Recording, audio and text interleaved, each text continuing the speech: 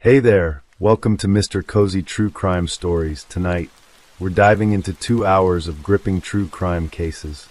Real stories of mystery, betrayal, and cold-blooded crimes, all set against the soothing backdrop of rain. It's the perfect blend of calm and unsettling. If these cases draw you in, tap that like button, share with your fellow true crime lovers, and subscribe to join our curious community. I'm always wondering, where are you tuning in from? And what time is it for you right now? Drop it in the comments below. Now settle in, and let's dig into the darkness. Story 1. The afternoon of August 2nd, 2017, arrived in Jacksonville, Florida with the particular heaviness that summer carries in the American South.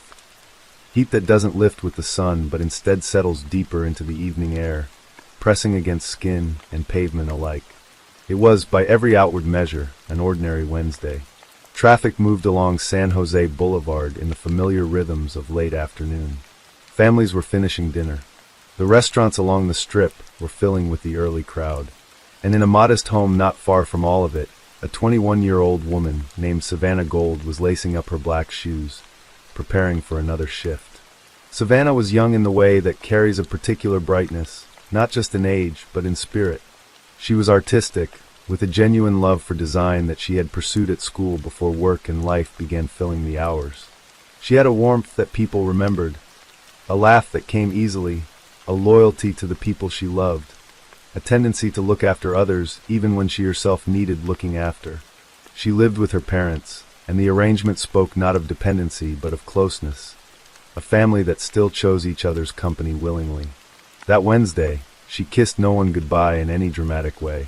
She simply walked out the front door at approximately 5:15 in the evening, dressed in her work uniform, black shoes, black trousers, white chef jacket, and made the short drive toward the Bonefish Grill on San Jose Boulevard, where she worked as a server.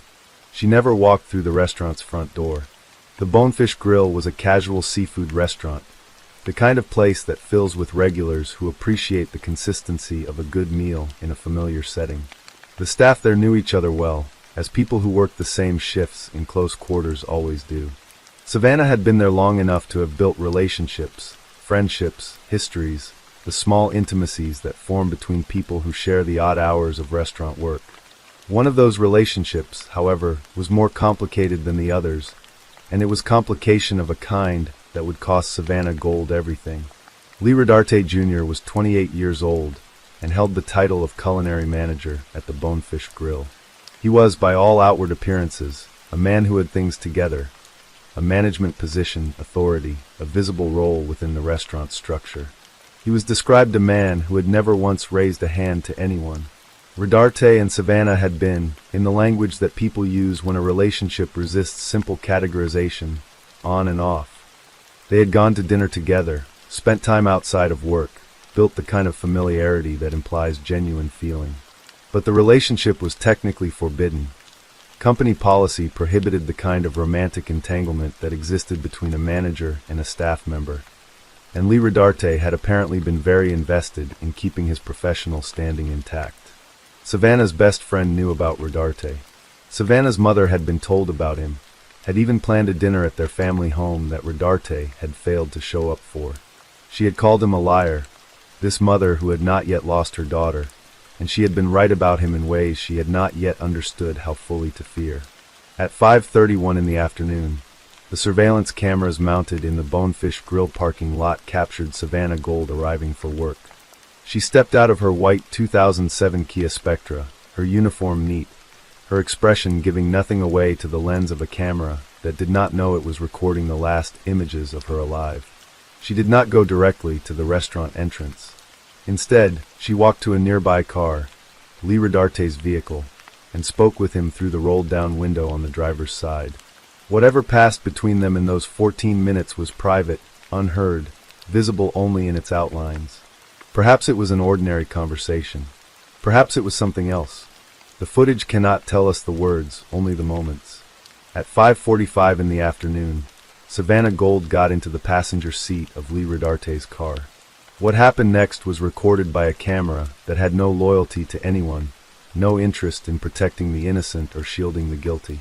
The footage simply captured what it saw, the car beginning to move in a way that was not consistent with driving. The vehicle rocked. The doors swung open, and then were pulled closed. Open again, closed again, a terrible rhythm that has the physical evidence of a struggle.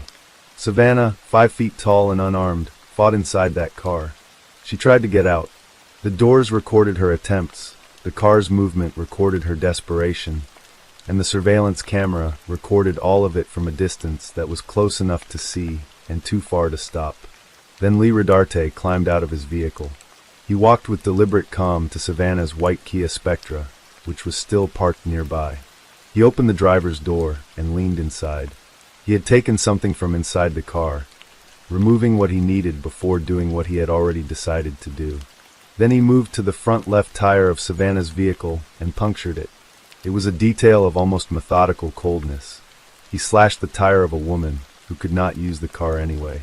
He was covering something, making sure a car that was not going to be driven appeared as though it had simply broken down in place. The previous day, Savannah had replaced that very tire. It had been brand new. At approximately 6:04 in the evening, Lee Rodarte drove away from the Bonefish Grill parking lot. Savannah Gold was never seen exiting his vehicle. At 6:30 that evening, Savannah's parents received a text message from their daughter's phone. The message said, "Hey, I just needed to tell you, and Mom, I met a really great guy, and we are running away together. I love him, and we are leaving to Aight. I'll call you later when we get TK where we are glong." Her brother received a separate message. "Hi, quit. I'm leaving with my boyfriend. I can't do this shit. Anything, I'm fine. Just want to get away." Savannah's parents stared at these messages and felt the cold certainty of people who know their child. This was not Savannah's voice. It was not her cadence, not her language, not her rhythm. The spelling errors were not the casual typos of a person texting quickly. They were the errors of someone unfamiliar with how the phone's owner normally wrote.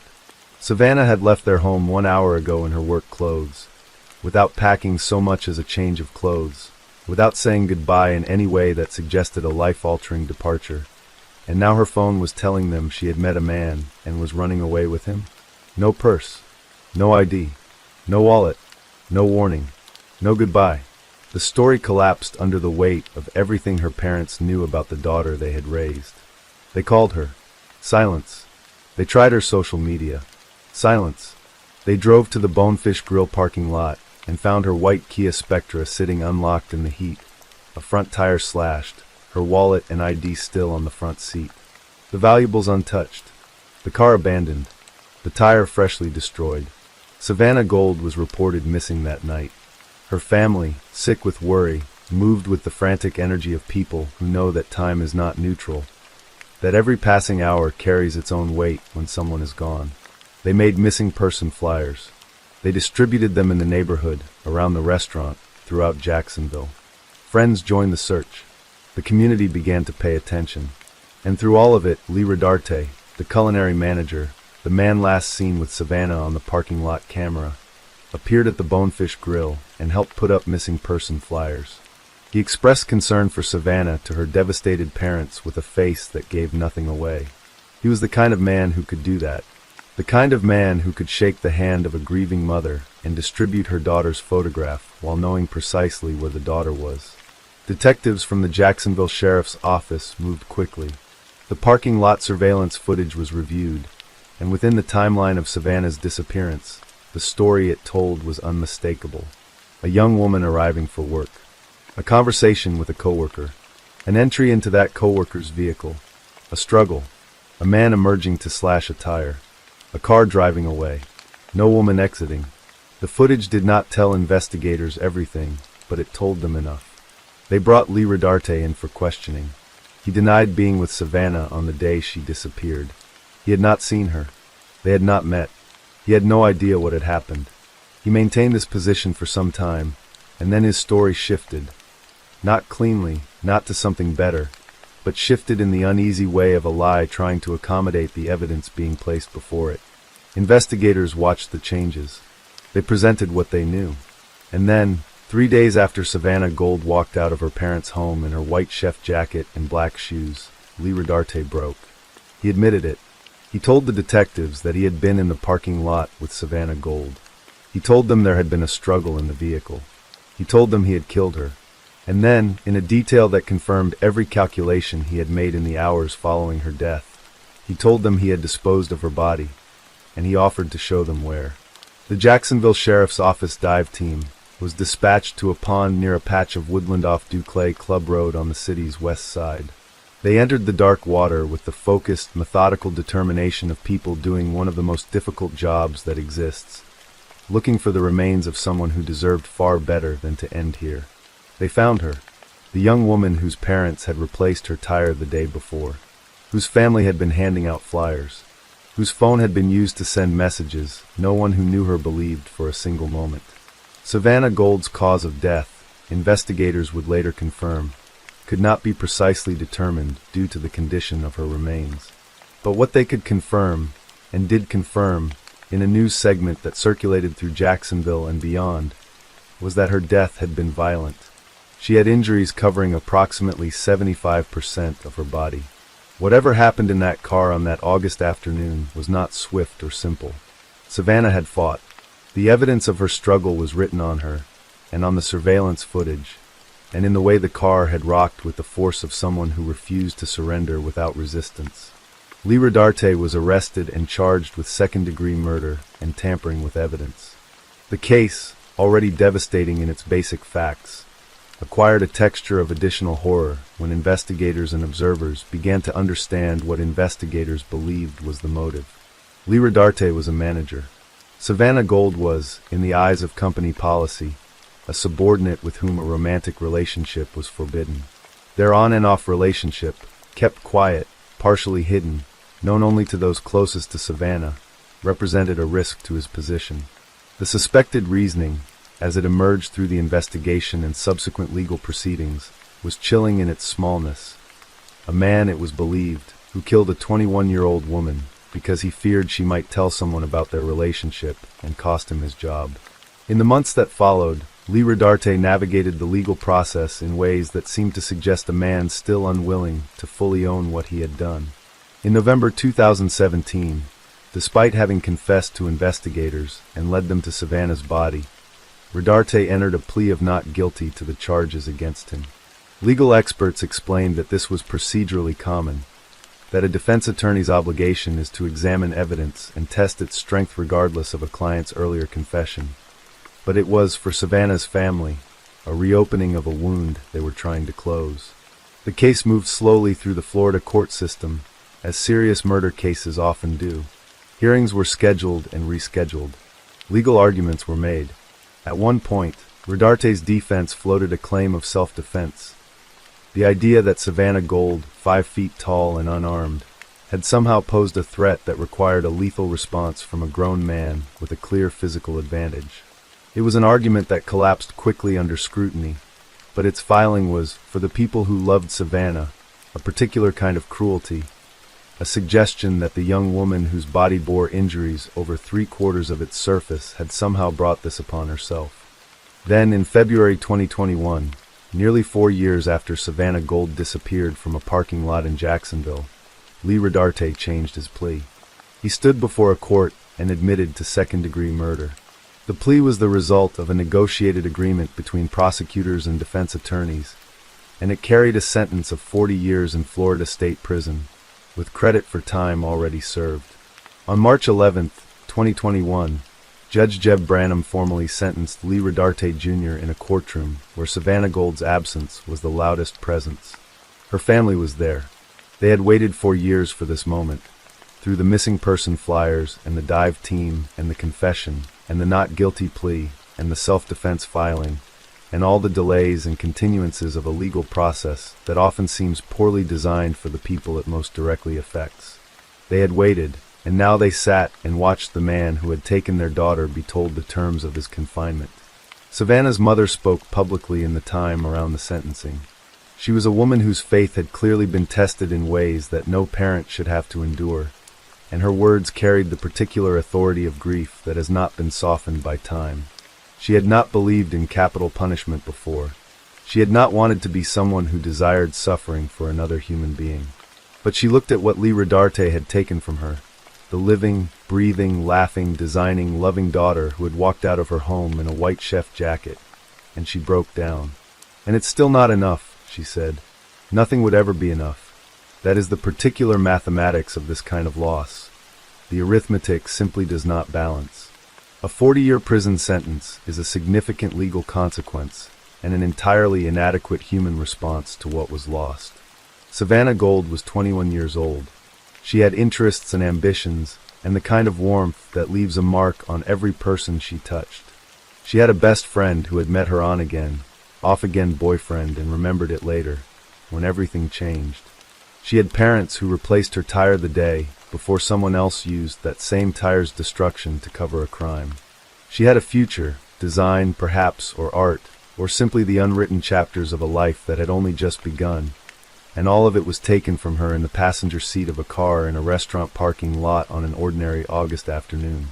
The surveillance footage from the Bonefish Grill parking lot became one of the most discussed pieces of evidence in the case, not because it resolved every question, but because of what it revealed about the final minutes of Savannah Gold's life. She had not been caught off guard somewhere private and vulnerable. She had been in a public parking lot on a Wednesday evening, surrounded by the ordinary infrastructure of daily life.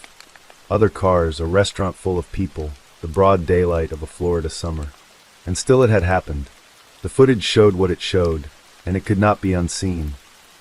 A young woman trying to get out of a car, doors swinging open, the vehicle rocking with the evidence of her resistance, and then a man walking calmly to slash her tire while the world continued its business all around him. The texts sent from Savannah's phone that evening remain among the most quietly devastating details in a case full of them. The messages were designed to create a narrative, a young woman running away, a spontaneous romance, a deliberate departure. They were designed to buy time, to redirect concern, to turn a search for a missing woman into something that might be dismissed as a personal choice. But Savannah Gold's family knew their daughter, and they refused to be redirected. The spelling, the cadence, the content, none of it matched the woman they had known for 21 years.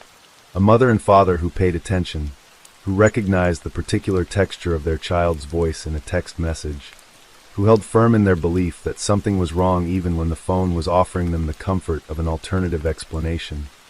Their refusal to accept the false narrative is part of why Savannah Gold was found at all. Lee Rodarte is currently serving his 40-year sentence in the Florida state prison system. He was 28 years old when he killed Savannah Gold in a parking lot and disposed of her body in a pond on the west side of Jacksonville. He will be in his late 60s before the law releases him, assuming he serves his full term.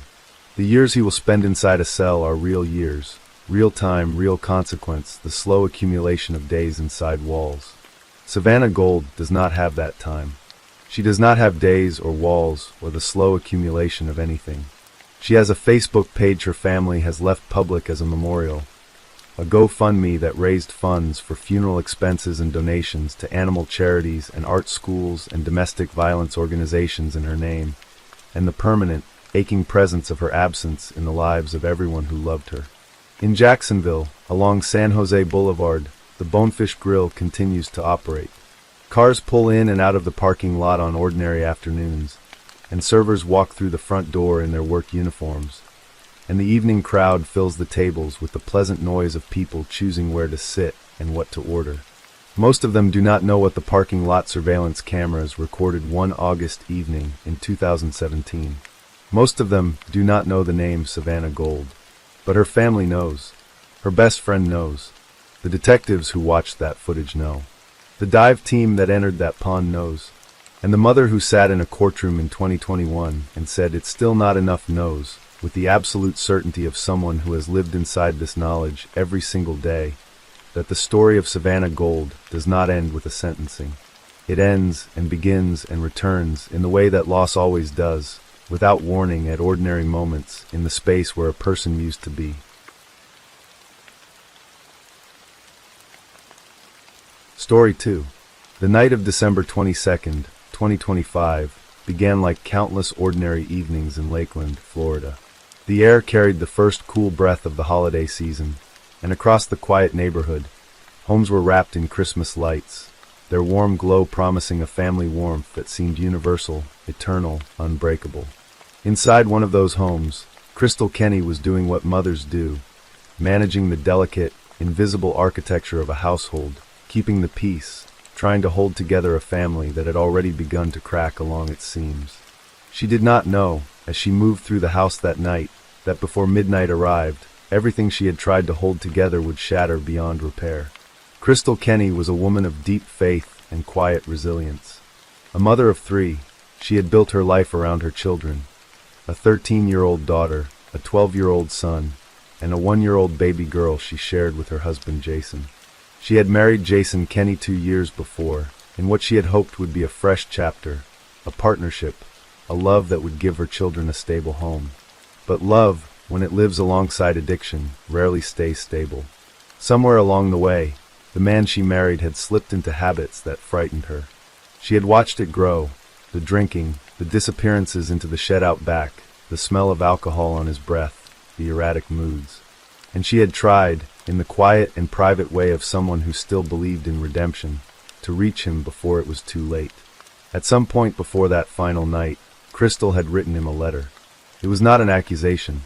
It was a plea, the kind written by a woman who still hoped that words could reach a man that actions had failed to move. In careful, earnest language, she had written, "You're drinking, you're using drugs again. This is not the way the family should be. You need God." The letter was not a demand for separation. It was an outstretched hand. That kind of woman Crystal Kenny had been.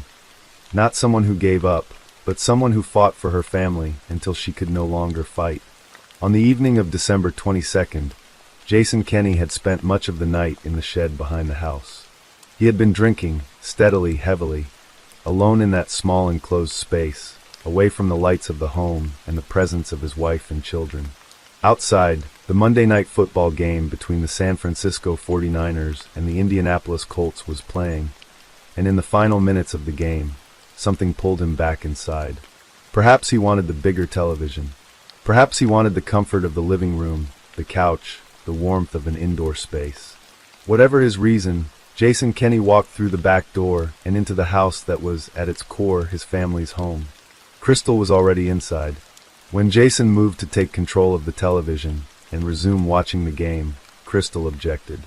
It was a simple, human moment, a wife expressing that the hour was late, that the children were present, that perhaps the football game could wait or be turned off. But for a man already clouded by alcohol and whatever else had taken hold of him that night, the objection was not something he could absorb with grace. What followed was an argument, escalating, dark, pulsing with a tension that quickly crossed from ordinary disagreement into something far more dangerous. Crystal knew her husband's moods. She had lived with them long enough to recognize when a situation shifted from uncomfortable to threatening. In a moment of terrifying clarity, she made the most important decision of that night, not for herself, but for her son. She looked at her 12-year-old boy and told him, calmly and firmly, to go next door to the neighbor's house and call 911. In that single instruction was everything a mother could offer. The instinct to protect, the willingness to absorb the danger herself so her child could survive it. The boy obeyed. He ran. He had barely cleared the threshold, barely stepped into the cool December air, when he heard the first gunshot. It is impossible to know what passed through Crystal Kenny's mind in those final seconds.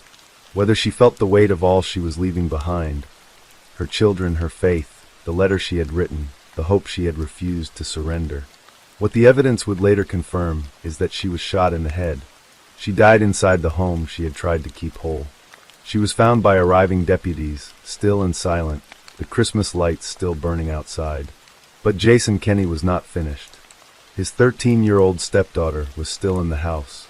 She was a child who had, in the space of a few minutes, watched her world collapse. Whether she tried to hide, whether she tried to reason with him, whether she ran, the record does not say. What it does say is that she begged.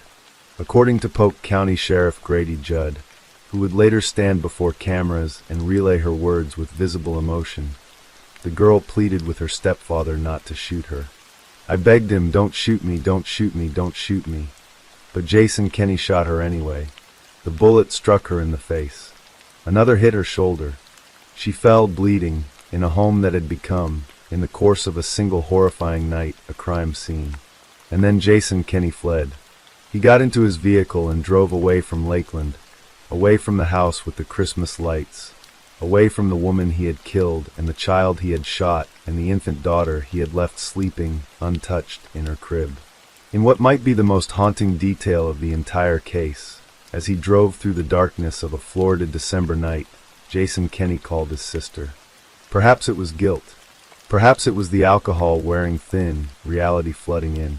Whatever it was, he told her he had done something very, very bad. And then he said something that carried the weight of a man who had already made his final decision. The next time you see me will be on the news.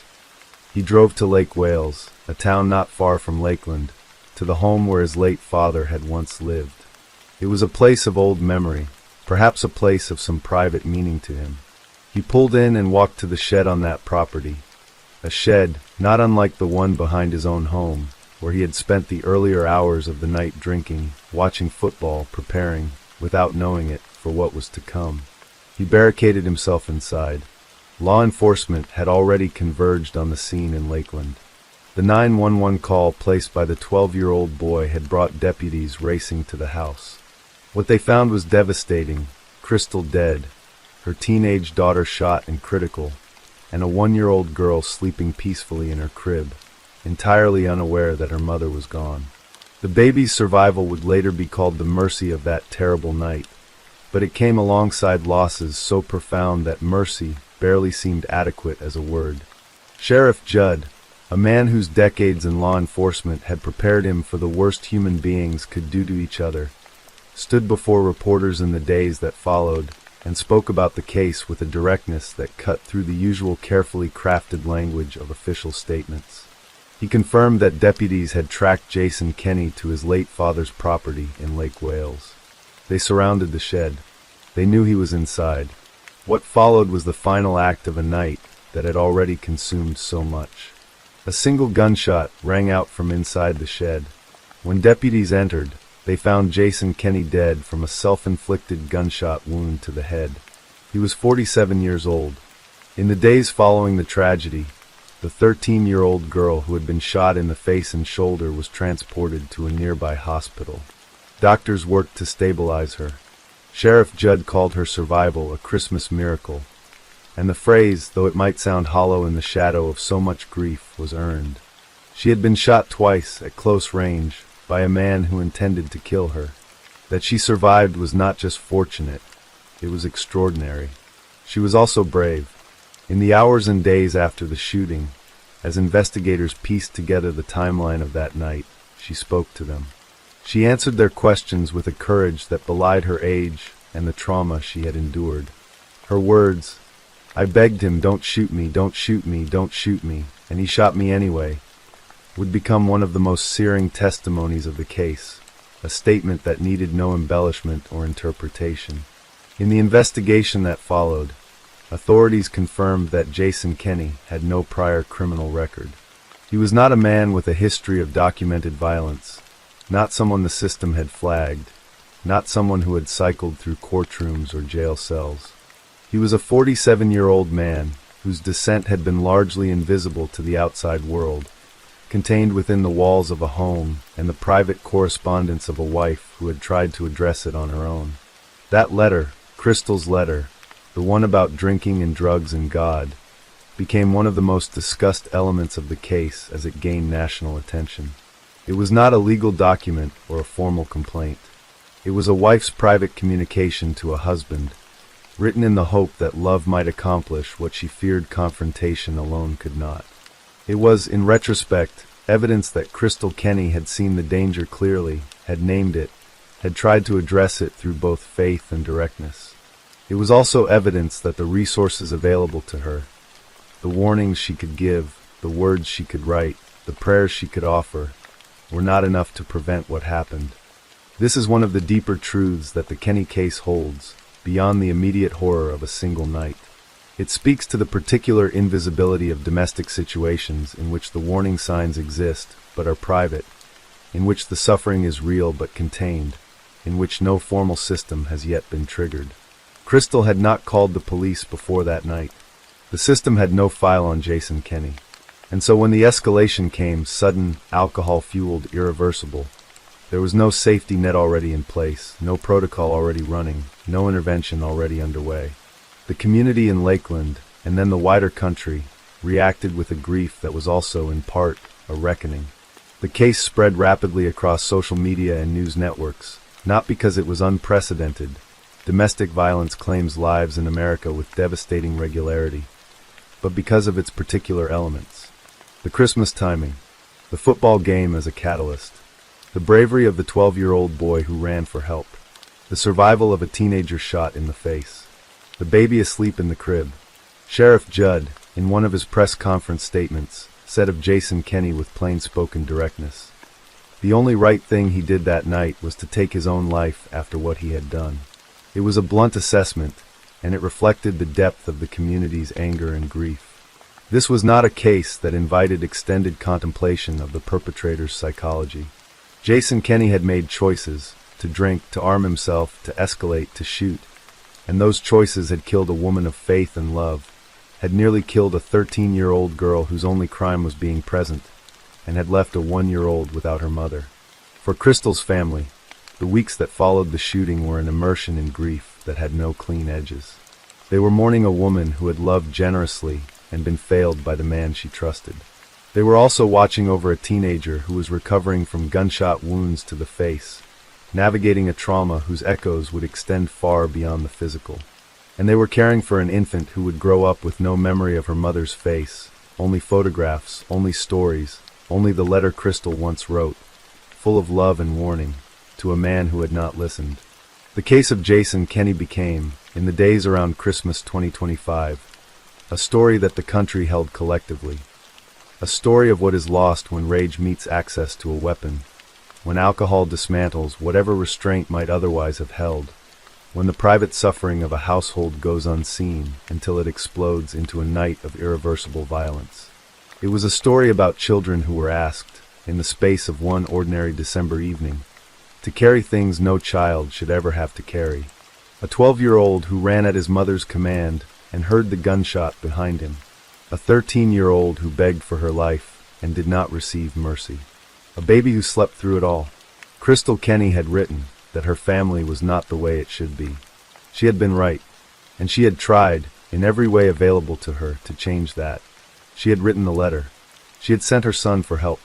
She had done everything a person can do within the limits of hope and love and the faith that people can choose better. That she was not saved by those efforts is not a failure of her will or her love.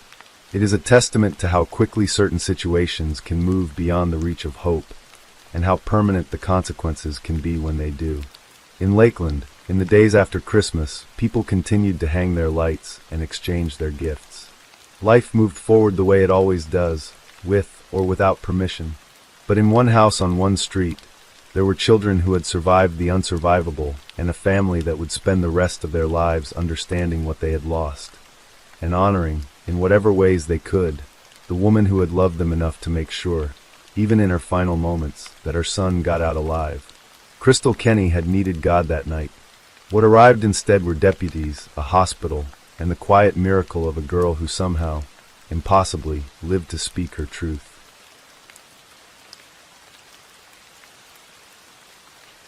Story 3. The love that exists between twin sisters. Something beyond ordinary sibling attachment.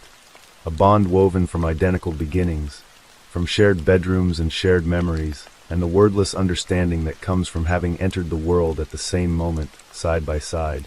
Jennifer and Christina Beard had that kind of love. They had grown up together through the turbulence of a childhood, shaped by a mother whose charm was as powerful as it was unstable. And they had held on to each other through the years when holding on required something close to courage. In the spring of 2000, that courage would be tested in a way that neither of them could have prepared for. Not by a stranger, not by an accident of fate, but by the woman who had given them life. Their story is not just the story of a murder. It is the story of what two daughters had to choose between. A mother they loved and the truth they could not unknow. Their mother, Celeste Beard. She had grown up in difficult circumstances, had lived through early marriages that unraveled, and had carried with her through all of it a quality that people who knew her described in contradictory terms. She was magnetic and manipulative, warm and calculating, capable of making a person feel like the only one in the room, and then discarding them when they were no longer useful. She had a gift for presenting herself as whatever the moment required. By the late 1990s, that gift had found its fullest expression in her relationship with Stephen Beard. Stephen Beard was 75 years old, a self-made millionaire, a former television executive whose career had earned him both wealth and standing in the communities around Austin, Texas. He was decades older than Celeste, a fact that many people noticed and that some found troubling, though Stephen himself seemed to want nothing more than to share what he had built with a woman who filled the quiet rooms of his Westlake Hills home with energy and life. They married in 1995. Stephen had children from a previous marriage, and Celeste came to the union with twin daughters, Jennifer and Christina, who had been teenagers when the family was assembled. Stephen grew genuinely fond of the girls. He included them in his will alongside his own biological children, treating them with a generosity that reflected the kind of man he was. His home was their home. His estate was part of their future. But behind the doors of the Westlake Hills house, the marriage between Celeste and Stephen was something more complicated than it appeared from outside. Celeste spent freely. Stephen's money flowed through her hands and into clothes, gifts, travel, and pleasures that accumulated into a pattern her husband found troubling. Arguments about finances grew in frequency and bitterness. Stephen had begun to contemplate divorce for a woman whose financial existence depended entirely on the continuation of that marriage. Divorce was not simply a painful prospect. It was, in the most practical sense, a catastrophe. It was during a period of personal instability in 1998 that Celeste checked herself into St. David's Pavilion, a mental health facility in Austin. She had been struggling, she said, with depression. It was there, in the careful, contained world of a psychiatric facility, that she met a woman named Tracy Tarleton. Tracy was a bookstore manager, quiet, intense, and as time would reveal, extraordinarily susceptible to the particular kind of influence that Celeste had always known how to wield. They became friends. They had dinner. They spent time together. And somewhere in the evolution of that friendship, something deeper, more dangerous, began to develop. A romantic attachment that Tracy felt with a depth that Celeste would learn to use as a lever. Celeste made clear from early on that a physical relationship between them would only become possible under one condition. Stephen Beard had to die. Whether Tracy believed her, whether she tried to convince herself Celeste did not mean it, whether she told herself that love was the reason, and everything else was just words on the afternoon of Friday, October 1st, 1999, Tracy Tarleton met Celeste at the Beard residence. Celeste walked her through it all. Where to park, how to enter the house, where Stephen slept, where the bedroom was. She told Tracy that Jennifer would be away from the house that night, but that she and Christina would be at home, in another bedroom. 2 nights later, on October 3rd, 1999, Tracy Tarleton entered the Westlake Hills home in the early hours of the morning, walked to the bedroom where Stephen Beard lay sleeping, and shot him in the abdomen with a 20-gauge shotgun. Stephen did not die immediately. He was 75 years old and had been shot in the stomach while he slept, and yet the man who had built his fortune from effort and determination summoned that same quality in the weeks that followed. He was found by first responders still holding his side. Celeste and Christina, as planned, were in another bedroom of the house at the time of the shooting. They followed Stephen to the hospital. At the hospital, a police officer named Paul Knight spoke to the young people who had gathered there and asked if they knew who might have shot him. Jennifer and Christina, who had seen and heard things they did not yet fully understand, almost immediately named Tracy Tarleton, their mother's friend, the woman who called the house too often, whose presence in their lives had always felt slightly off balance. They pointed without hesitation in the right direction. Tracy Tarleton was arrested 6 days after the shooting, found at her home with a 20-gauge shotgun shell and the very bullet that had wounded Stephen recovered in a search of her property. But detectives, from the earliest days of the investigation, had a nagging sense that the picture was incomplete. Tracy had no clear motive to shoot Stephen Beard. She barely knew him. The forensic evidence placed her at the scene, but the human logic of the crime, the why of it, pointed elsewhere. They began to look harder at Celeste. They noted that Celeste, at the hospital where her husband lay in intensive care, had been observed crying without tears, performing grief without quite inhabiting it. They heard from people who had been around the couple that Stephen had been discussing the possibility of divorce. They began to build a case not against the woman who had pulled the trigger, but against the woman who had aimed it. Stephen Beard, meanwhile, fought. He was moved from intensive care to a regular room. He improved slowly and was eventually sent home.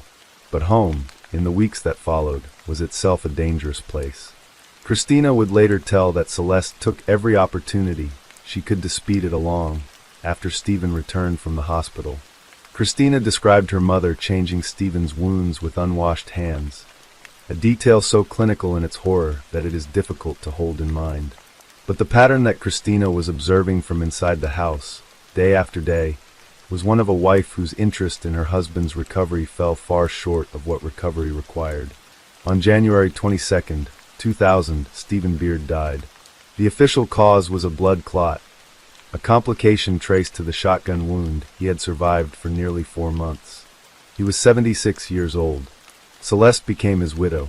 The will that Stephen had written, the one that included Celeste alongside his children and Celeste's daughters, now moved from a document about the future to a document about the present. The money was real. The inheritance was waiting. And Celeste, according to the picture investigators were assembling, had known exactly what she was doing from the beginning. Tracy Tarleton had been charged with assault, the charge that had been filed in the immediate aftermath of the shooting when prosecutors did not yet have the full picture. As her own case moved toward trial, something shifted inside her. She had been carrying the weight of what Celeste had asked her to do and what she had agreed to, and the structure she had built to bear that weight began to crack. Before her trial, she contacted prosecutors. She told them the truth.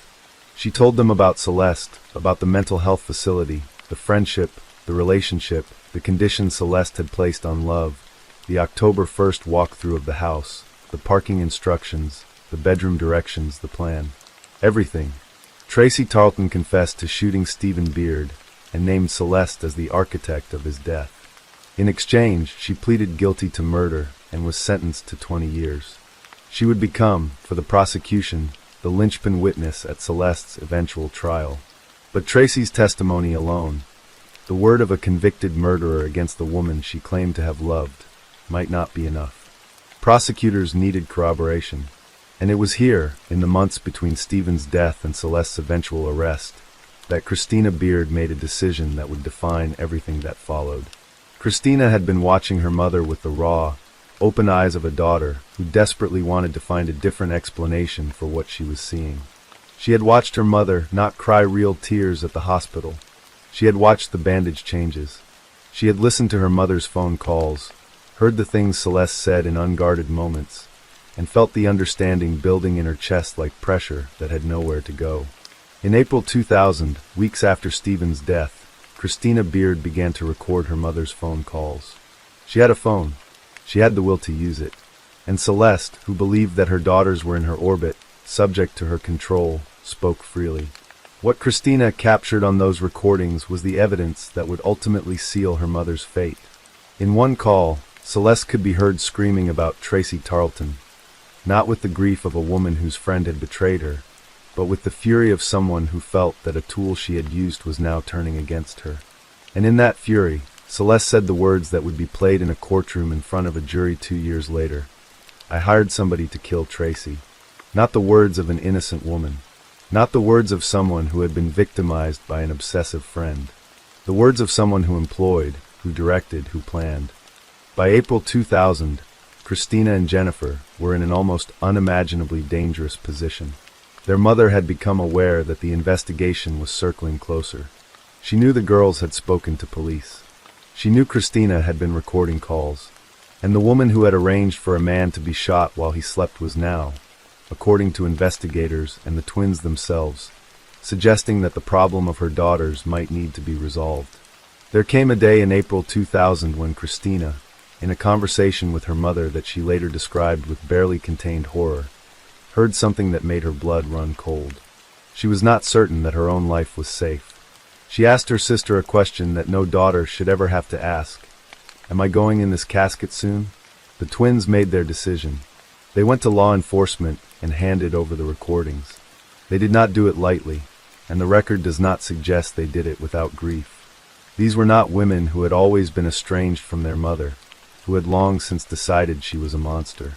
They were daughters who had wanted, for as long as they could remember, to have the kind of mother that other people had. They had grown up with Celeste, had lived through her moods and her marriages, had come to the Beard household as teenagers, and watched a man they cared for be shot in his own bed. And now they were handing the most damning evidence available to the people trying to put their mother in prison for the rest of her life. After handing over the recordings, the twins were told to leave, that their safety could not be guaranteed if they remained within reach of Celeste. They had 6 hours. 6 hours to collect what they needed and disappear before word of what they had done could travel back to their mother. The specificity of that timeline, the urgency of it, the way it transforms what might otherwise be an act of civic duty into something that feels like a desperate flight, says everything about what those two young women faced in the spring of 2000. They were not simply cooperating with a murder investigation.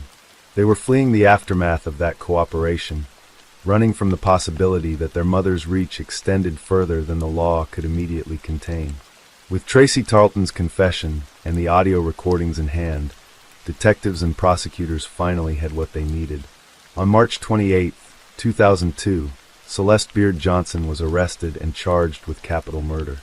By that point, she had moved on considerably from the years of her marriage to Stephen. She had married a man named Cole Johnson.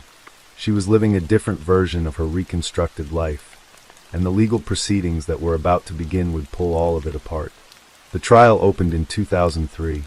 The prosecution presented the phone recordings, Tracy's testimony, the cell phone records, the statements of witnesses who described Celeste's tearless hospital performance, and the testimony of both Christina and Jennifer themselves. Celeste's defense attorney, Dick DeGuerin, one of the most respected criminal defense lawyers in Texas, built his case on several pillars. He argued that Tracy Tarleton had acted alone, driven by an obsession with Celeste that had tipped into violence. He argued that Celeste had not encouraged or directed Tracy in any meaningful sense, that Tracy's claim of a romantic relationship and a murderous agreement was the invention of an unstable mind that DeGuerin described as thoroughly unreliable. And he attacked the daughters with a directness that was difficult to sit through. He argued that Jennifer and Christina had testified against their mother because they were greedy and manipulative, because their mother's conviction guaranteed them a share of an inheritance that they would lose if she were acquitted. He told the jury that the girls had lied on the stand. But the jury listened to everything: the recordings, the confession, the timeline, the torn-apart marriage, the financial desperation, the tears that weren't tears. And on the question of what had happened to Stephen Beard and who had wanted it to happen, they reached their conclusion. The verdict was delivered, guilty of capital murder. Celeste Beard Johnson was convicted and sentenced to life in prison. She would spend the rest of her life at the Lane Murray Correctional Facility in Gatesville, Texas, in a maximum security housing unit, separated from the world she had tried so hard to control. Tracy Tarleton was released from prison in 2010 after serving 10 years of her 20-year sentence. The girls, Jennifer and Christina, rebuilt their lives in the years after the trial, carrying with them the particular weight of having done what they did. Christina, who later went by Christina Fritz, raised her own children, and in interviews described what it meant to give her own children the kind of maternal presence she had always wanted for herself. Her mother's conviction did not give her back a mother. It gave her something colder and more durable: the knowledge that she had told the truth when the truth was the hardest possible thing to tell, and that the man who had loved her and her sister with the uncomplicated warmth of a stepfather deserved nothing less. Stephen Beard was shot in his own bed while he was asleep. A man of 75 who had worked his whole life to build something real, who had opened his home and his will and his affection to a woman who had already decided what she needed him to be worth. He survived that shot for 4 months, fighting with the stubbornness of someone who is not ready to stop living. He ultimately lost that fight. The justice that followed his death took years to arrive, and required 2 of the people who loved him most to stand in a courtroom and speak against their own mother. That is the particular cost of this case, not just the crime itself, but what the crime demanded of the people left standing in its wake, and the courage it took for 2 daughters to ensure that the silence their mother had counted on never came.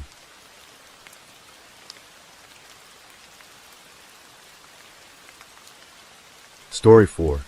Aurora, Colorado is the kind of city that sprawls quietly east of Denver like a long exhale. Wide streets lined with strip malls and apartment complexes, neighborhoods of modest family homes where lawns blend into one another, and the Rocky Mountains rise blue and distant on the western horizon. In the warm late days of August 2013, nothing about the neighborhood near East Yale Avenue and Parker Road looked different from any other part of that quietly ordinary city. The houses sat behind their driveways. The streets went about their business. Families moved through their evenings in the invisible way families do, their internal lives hidden behind closed doors and drawn curtains. And behind one of those doors, in the bathroom of a home that a woman named Yun-Hai Moy had tried her best to keep together, something was building, a storm of a kind that no one in that neighborhood, perhaps no one who loved the people inside that house, could fully see until it had already become irreversible. Yun-Hai Moy was 47 years old in the summer of 2013. She had built her life with the kind of steady, patient effort that goes largely unnoticed until it is gone. A woman who worked, who tried, who kept the household running with the quiet competence of someone accustomed to carrying weight without complaint. She was a mother. She had a daughter, Isabella Yunmi Guzman, who was 18 that summer, old enough to drive and vote and be held responsible for her choices by the world, but young enough that her mother still worried about her, still tried to intervene in her life, still picked up the phone when she was frightened by what she saw. She had a husband, Isabella's stepfather, who was a steady presence in the home, a man who went about his evenings in the way a person does when the household is functioning, when there is no reason to expect that an ordinary Tuesday in August will become something that cannot be undone. Isabella had been struggling for some time before August 2013, though the nature of that struggle was not yet fully understood by anyone around her. In the weeks leading up to the end of August, approximately a month before everything collapsed, something began to shift inside her mind in ways that she herself did not have the framework to interpret. She began hearing voices. Not the vague, indistinct noise of ordinary stress or anxiety, but voices that spoke to her with what felt, inside her deteriorating perception, like purpose and clarity. The world as she had known it began to reorganize itself around a reality that existed only in the fractures of her mind. She began to believe things, not as metaphor, not as passing dark thought, but as genuine, urgent conviction, that pointed her toward violence with the terrible logic of a mind that had lost its purchase on what was real. Isabella came to believe that she needed to kill her mother in order to save the world.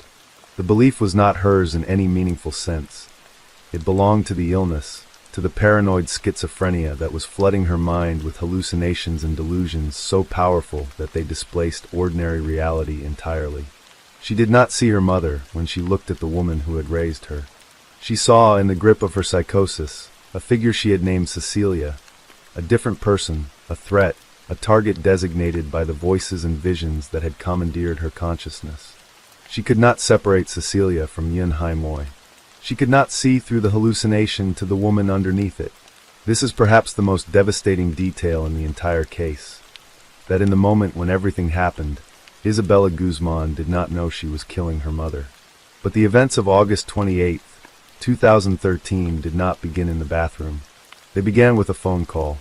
Yun-Hai Moy, who had been watching her daughter's behavior with growing alarm, watching the mood shifts, the strange silences, the moments of inexplicable rage that seemed to come from somewhere outside normal human emotion, called the police. She was frightened. She wanted help understanding what was happening in her own home, and she turned, as people do when they do not know where else to turn, to the authorities. An officer responded and came to the house on East Yale Avenue.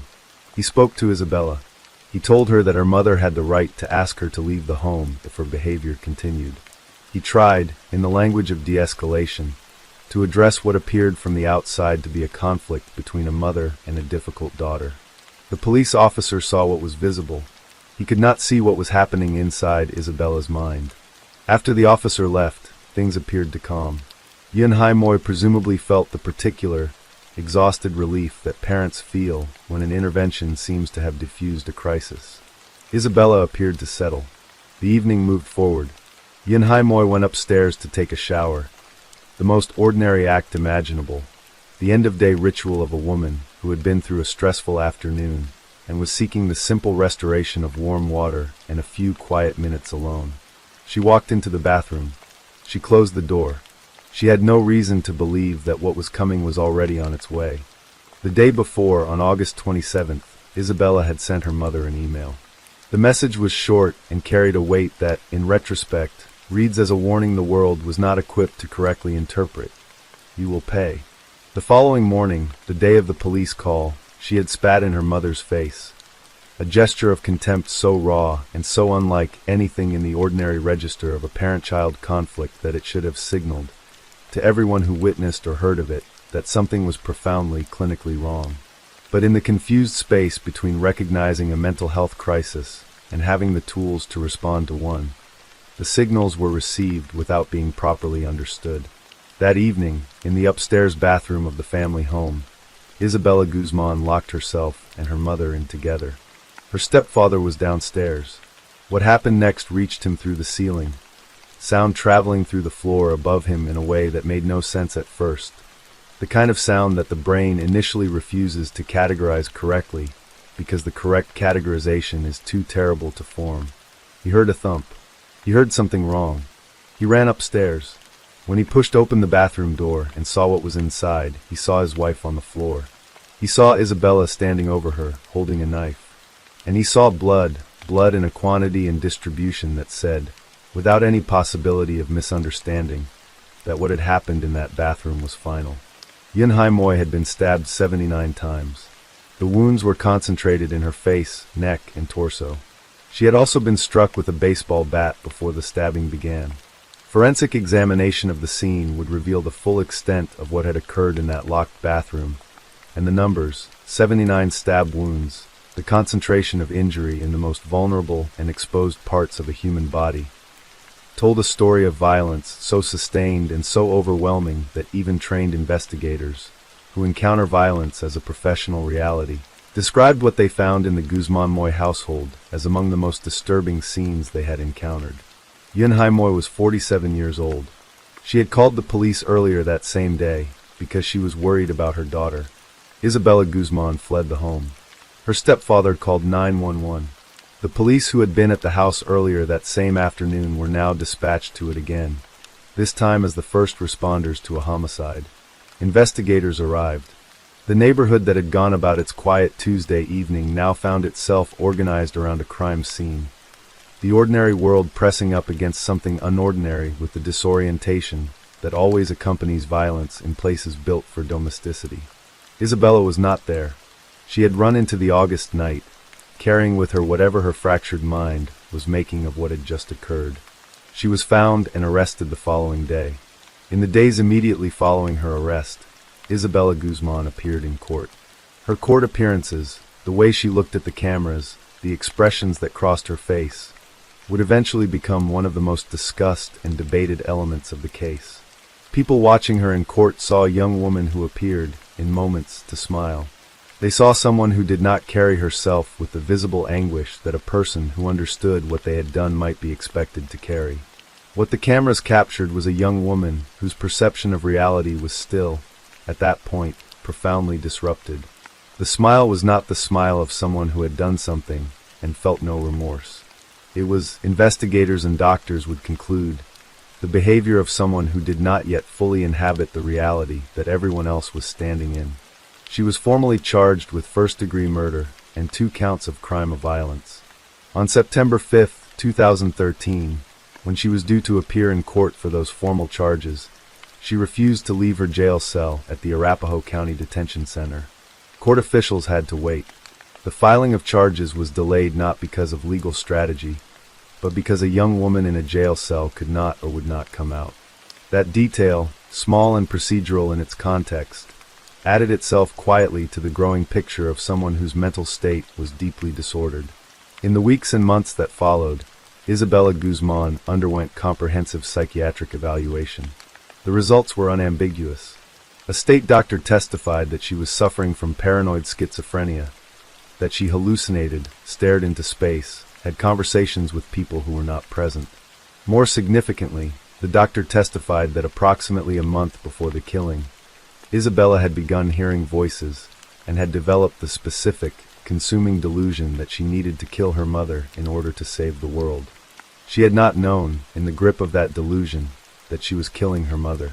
She had believed she was killing Cecilia, the figure her fractured mind had placed in her mother's body, a threat designated for elimination by forces that felt, to her, absolutely real. After just a few weeks on psychiatric medication, the doctor noted, Isabella's condition improved dramatically. The delusions retreated. The hallucinations became quieter. And in the space left behind by the illness, the reality of what had happened in that bathroom on East Yale Avenue began to come into focus. The legal proceedings that followed were, by the standards of a first-degree murder case, unusually straightforward. The evidence of Isabella's mental illness was not in dispute. The district attorney of Arapahoe County reviewed the psychiatric evaluations and made a decision that was as honest as it was unusual. He conceded that the evidence was clear, that Isabella Guzman had been insane at the time she killed her mother, and that pursuing a murder conviction against a profoundly psychotic 18-year-old would not serve the interests of justice. Chief Deputy District Attorney Ann Tomsic stood before the court and stated plainly, "We are conceding that the defendant was insane at the time. There would be no trial. There would be no jury deliberating on guilt or innocence.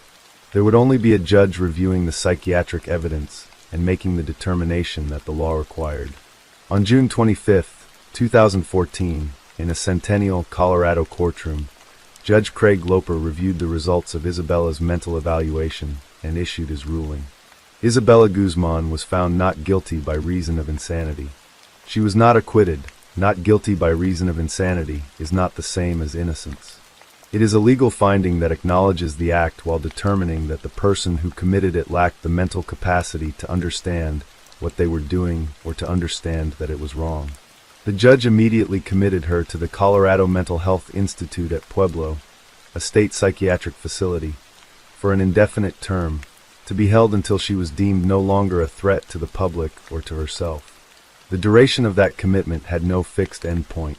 She would stay until the state decided, based on her mental state and ongoing evaluation, that she was ready. The Colorado Mental Health Institute at Pueblo sits in the broad southern plains of Colorado, far from the Denver suburbs where the crime had occurred.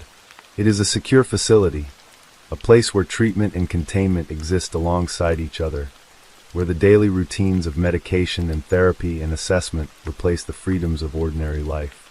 Isabella Guzman arrived there as a 19-year-old woman who, in the months since the killing, had been placed on antipsychotic medication and had begun the slow, difficult process of understanding what had happened. That process, coming back to reality and finding, inside that reality, the knowledge of what you did, is perhaps the most painful dimension of severe psychotic illness. The violence of August 28, 2013, had been committed by a mind that was not functioning. The grief and horror of confronting it belonged to a mind that was. She remained in the institute through the years that followed. In November 2020, 7 years after the killing, Isabella Guzman launched a formal effort to be released. She told that she was on medication, that her sanity had been restored, and that she was ready to return to society.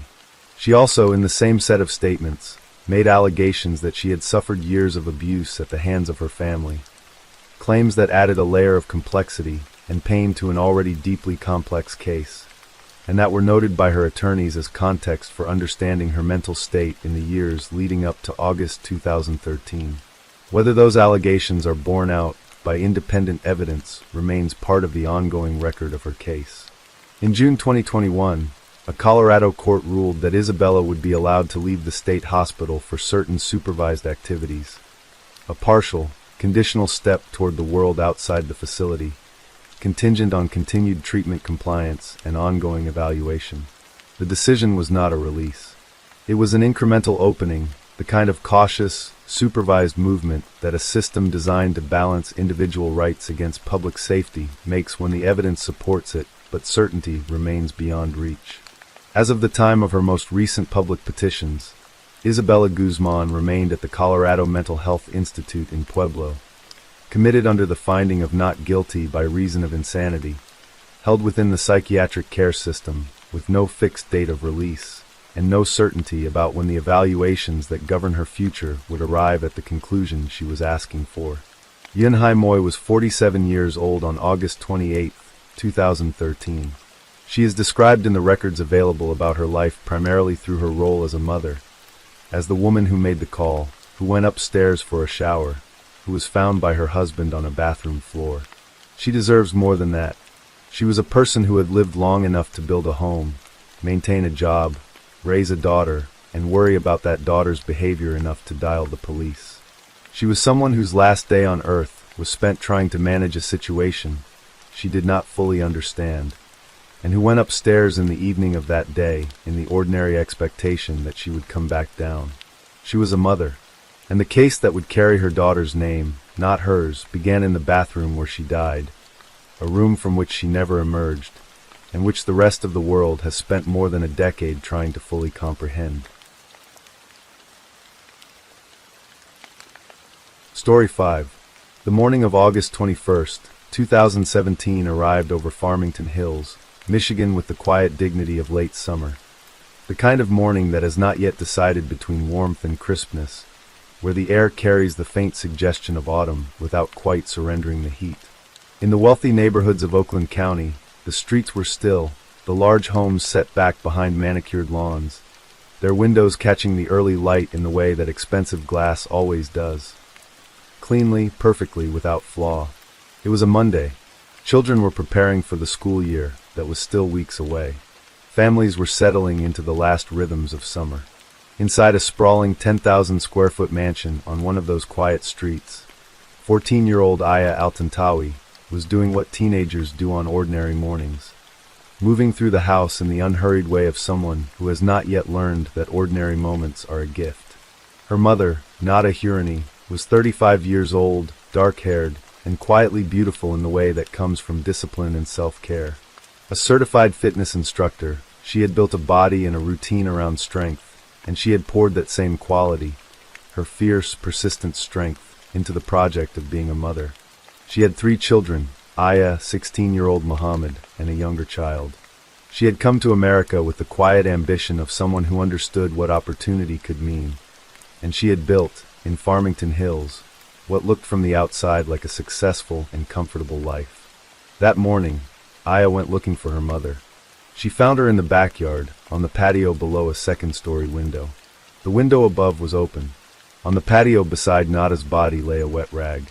In the guest room just inside that open window, a ladder leaned against the wall, with a bottle of Tilex cleaning spray perched upon it.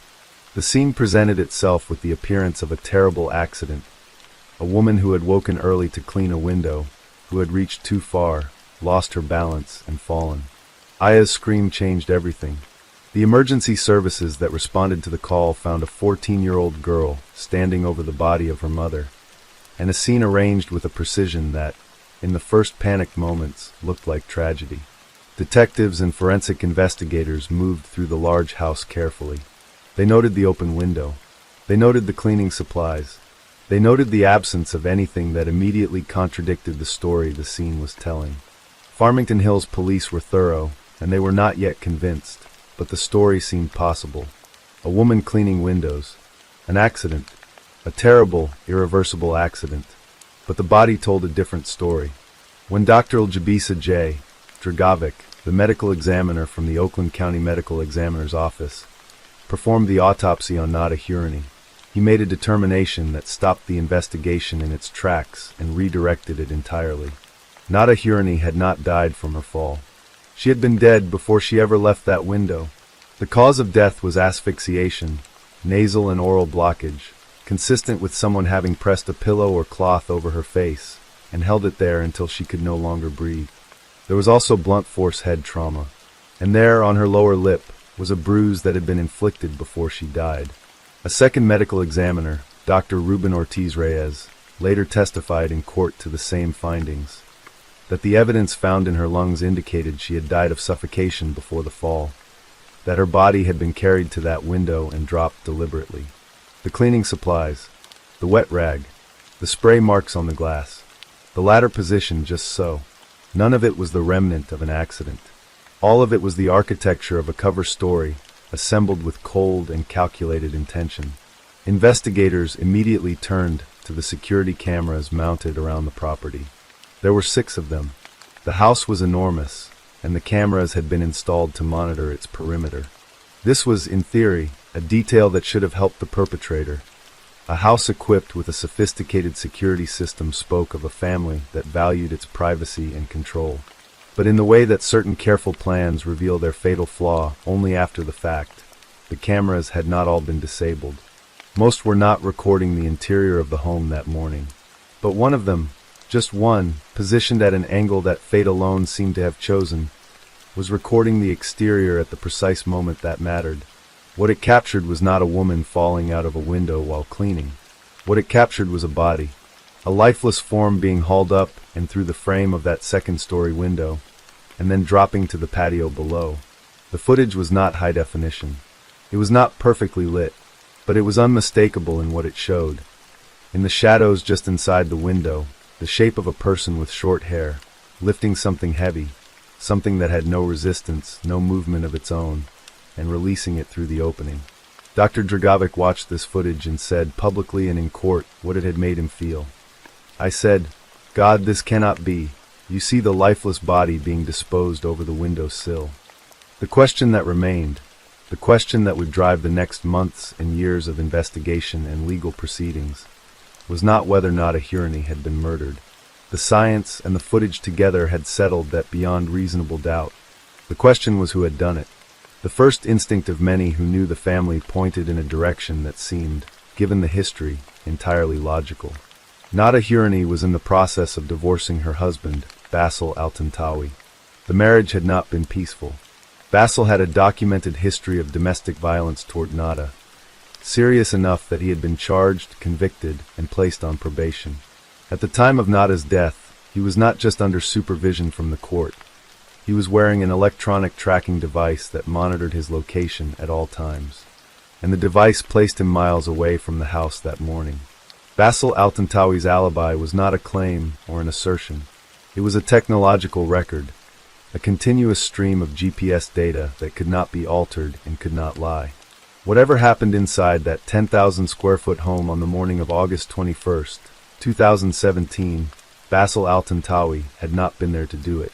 Investigators accepted this evidence and turned their attention to the other occupants of the house. Aya had found the body. She was 14. She had no history of violence, no physical capacity consistent with hauling an adult woman's body across a room and through a window, and no apparent motive that investigators could identify. The surveillance footage had shown a figure with short hair. Aya had long hair. That left Muhammad. Muhammad Altantawi was 16 years old in August 2017. He was tall enough, strong enough, and physically capable of doing what the footage appeared to show. He had short hair. He was the only male present in the house that morning. And as investigators began to look more closely at the domestic situation inside the Altantawi home, they found something that transformed the case from a mystery into a tragedy of almost unbearable dimensions. Muhammad had taken his father's side in the divorce. Nada had made the decision to leave Basil Altantawi. It was, by any reasonable assessment, a decision born of self-preservation. A woman with documented evidence of abuse, with a legal case already established, choosing to remove herself and her children from a dangerous situation. The divorce proceedings were underway, and Nada was scheduled to give a deposition, formal, legally binding testimony, in the coming days. Her testimony was expected to be damaging to Basil's position in the case, and potentially relevant to other legal proceedings Basil was facing. Muhammad saw the divorce not as his mother's attempt to protect herself, but as her attempt to destroy the family. He had watched his parents' marriage deteriorate, had seen his father charged and placed on probation, and had arrived, through whatever combination of age, loyalty, and influence, at a conclusion that placed all blame on his mother. His sister Aya testified in court, describing her brother's state of mind in the months before their mother's death. When the divorce case started, he was very against it because he had kind of saw it as my mother was trying to take my father's money, my father's house, destroy our family, rip our family apart, she said. In his phone, Muhammad had saved his mother's contact under a single, devastating word. Not mom. Not mother. Not even her name. He had listed her as Dog. When detectives first interviewed Muhammad after Nada's body was found, he denied everything with the confident deflection of someone who believed the scene he had staged was convincing enough to hold. He had not been with his mother that morning. He knew nothing about what had happened. He was shocked, grieved, mystified by her death. Then investigators pressed again, gently, professionally, with the practiced patience of interrogators who know that cracks appear in stories when they are pressed repeatedly from different angles. They asked him whether perhaps he had been with her, helping her clean, holding the ladder, maybe present when she fell. Muhammad's story shifted. He admitted he had seen his mother that morning. He had given her the cleaning spray, he said. He had been nearby. And then, in the iteration that investigators knew could not be true, because the medical examiner had already confirmed that Nada was dead before she fell, he claimed he had been holding the ladder when she toppled out of the window. A woman who was dead before she fell does not topple accidentally from ladders. A body that shows signs of suffocation does not slip. The story Muhammad was telling was a story built for a different reality, one in which his mother had died from a fall, one in which the surveillance camera had captured nothing, one in which the medical examiner had found nothing unusual. None of those things were true, and investigators knew it. Muhammad al-Tantawi was arrested in connection with his mother's murder and charged with first-degree premeditated murder. He was 16 years old. The decision to charge him as an adult was made, and the legal proceedings that followed would stretch across nearly 5 years. An agonizing span of time for a family already torn apart in every direction imaginable. The investigation surfaced additional evidence that painted a picture of a young man who had moved toward this act not in a moment of blind rage, but with a degree of planning that made his age feel, to those watching the case, almost surreal. Prosecutors theorized that Muhammad had suffocated his mother, using a pillow or a cloth, perhaps soaked in something to accelerate her loss of consciousness, and then carried her body to the window and pushed her through it. The scene had been prepared before the act. The ladder placed inside, the cleaning spray positioned on it, the window opened, the rag already wet. This was not an impulsive response to a sudden confrontation. This was premeditation. The word carries its full weight here. And then there was the CPR. When emergency services arrived and first responders were attempting to revive Nada Hurani, Muhammad was on the phone with the dispatcher, performing chest compressions while the dispatcher counted the rhythm. Investigators later reviewed the footage and made a finding that added another layer of calculated horror to the story. The footage showed Muhammad stopping his compressions, his hands lifting from his mother's chest, while his mouth continued to count the numbers out loud in time with the dispatcher's instructions. He was performing the performance of trying to save her while withholding the actual effort. Whether this detail was presented as evidence of guilt or simply of a mind that had already separated itself from the reality of what had happened, it sat in the courtroom when the jury heard it and refused to move quietly. The trial arrived in 2022, nearly 5 years after the mourning Aya had found her mother on the patio. Muhammad al-Tantawi, now 21 years old, maintained his innocence throughout. He sat in a courtroom that also contained his sister, the same 14-year-old girl who had found their mother's body and who was now a young woman testifying against him, providing the jury with the words he had said about the divorce, the context of his anger, the motive that prosecutors had built their case upon. Prosecutors laid out the physical evidence methodically. The medical examiner's conclusions about asphyxiation preceding the fall, the bruise on Nada's lower lip, the blunt force trauma to her head, the shadow in the window captured on surveillance footage, a figure with short hair hoisting a lifeless body through a frame. They laid out the circumstances, Nada's upcoming deposition, the divorce that Muhammad believed was destroying his family, the contact name in his phone, the changing story he had told investigators in the hours after her death. They laid out the CPR footage. The jury deliberated for 2 hours. 2 hours, a span of time shorter than a full-length film. To weigh 5 years of investigation, multiple autopsy reports, surveillance footage, testimony from a daughter about her brother's state of mind, forensic pathology, and the changing stories of a young man who had offered investigators a different version of events each time they pressed. After 2 hours, they returned a verdict of guilty of first-degree premeditated murder. The sentencing hearing, held in September 2022 in an Oakland County courtroom, lasted 4 hours. Muhammad al-Tantawi, by this point, had chosen to represent himself, a decision that said something about the degree to which he remained, even after conviction, in a posture of resistance to the proceedings. He raised challenges and objections throughout the hearing. He claimed that the conviction had been the product of discrimination, that he had been found guilty not because of the evidence, but because he was Muslim and the son of Syrian immigrants. Judge Mary Ellen Brennan listened to all of it. She listened to Muhammad's objections. She listened to the family members who spoke. And then she sentenced him to 35 to 60 years in the Michigan Department of Corrections, describing the crime as heinous in a courtroom that had spent 4 hours absorbing the full weight of what had been done and what had been lost. As Muhammad was led out of the courtroom, a voice called after him. The words were short and final. "Have fun rotting in prison, murderer." The voice was his sister's. Aya al-Tantawi had been 14 years old when she found her mother's body on a summer morning in Farmington Hills. She had gone looking for Nada the way children look for their parents, without fear, without suspicion, with the easy confidence of someone who expects to find what they are looking for. She had found her on the patio instead, below an open window, next to a wet rag. She had screamed, and she had spent the next 5 years watching her family dissolve in the most complete and devastating way a family can dissolve. Her mother gone, her father having set the conditions for everything that followed, her brother arrested, charged, tried, convicted, and sentenced. She stood in that courtroom at the end of it and had no softness left to offer. Nada Hurney had been trying to leave. That was the simplest and most important fact at the center of all of it. She had survived a marriage with a man who had been formally charged with domestic violence against her. She had navigated the legal system well enough to secure his probation and the electronic monitoring device that would ultimately alibi him from her murder. She was days away from giving a deposition that would formalize her departure, her testimony, her legal standing. She had done, step by careful step, what women in dangerous domestic situations are told to do. She had used the system, she had documented the abuse, she had sought legal protection, she had filed for divorce.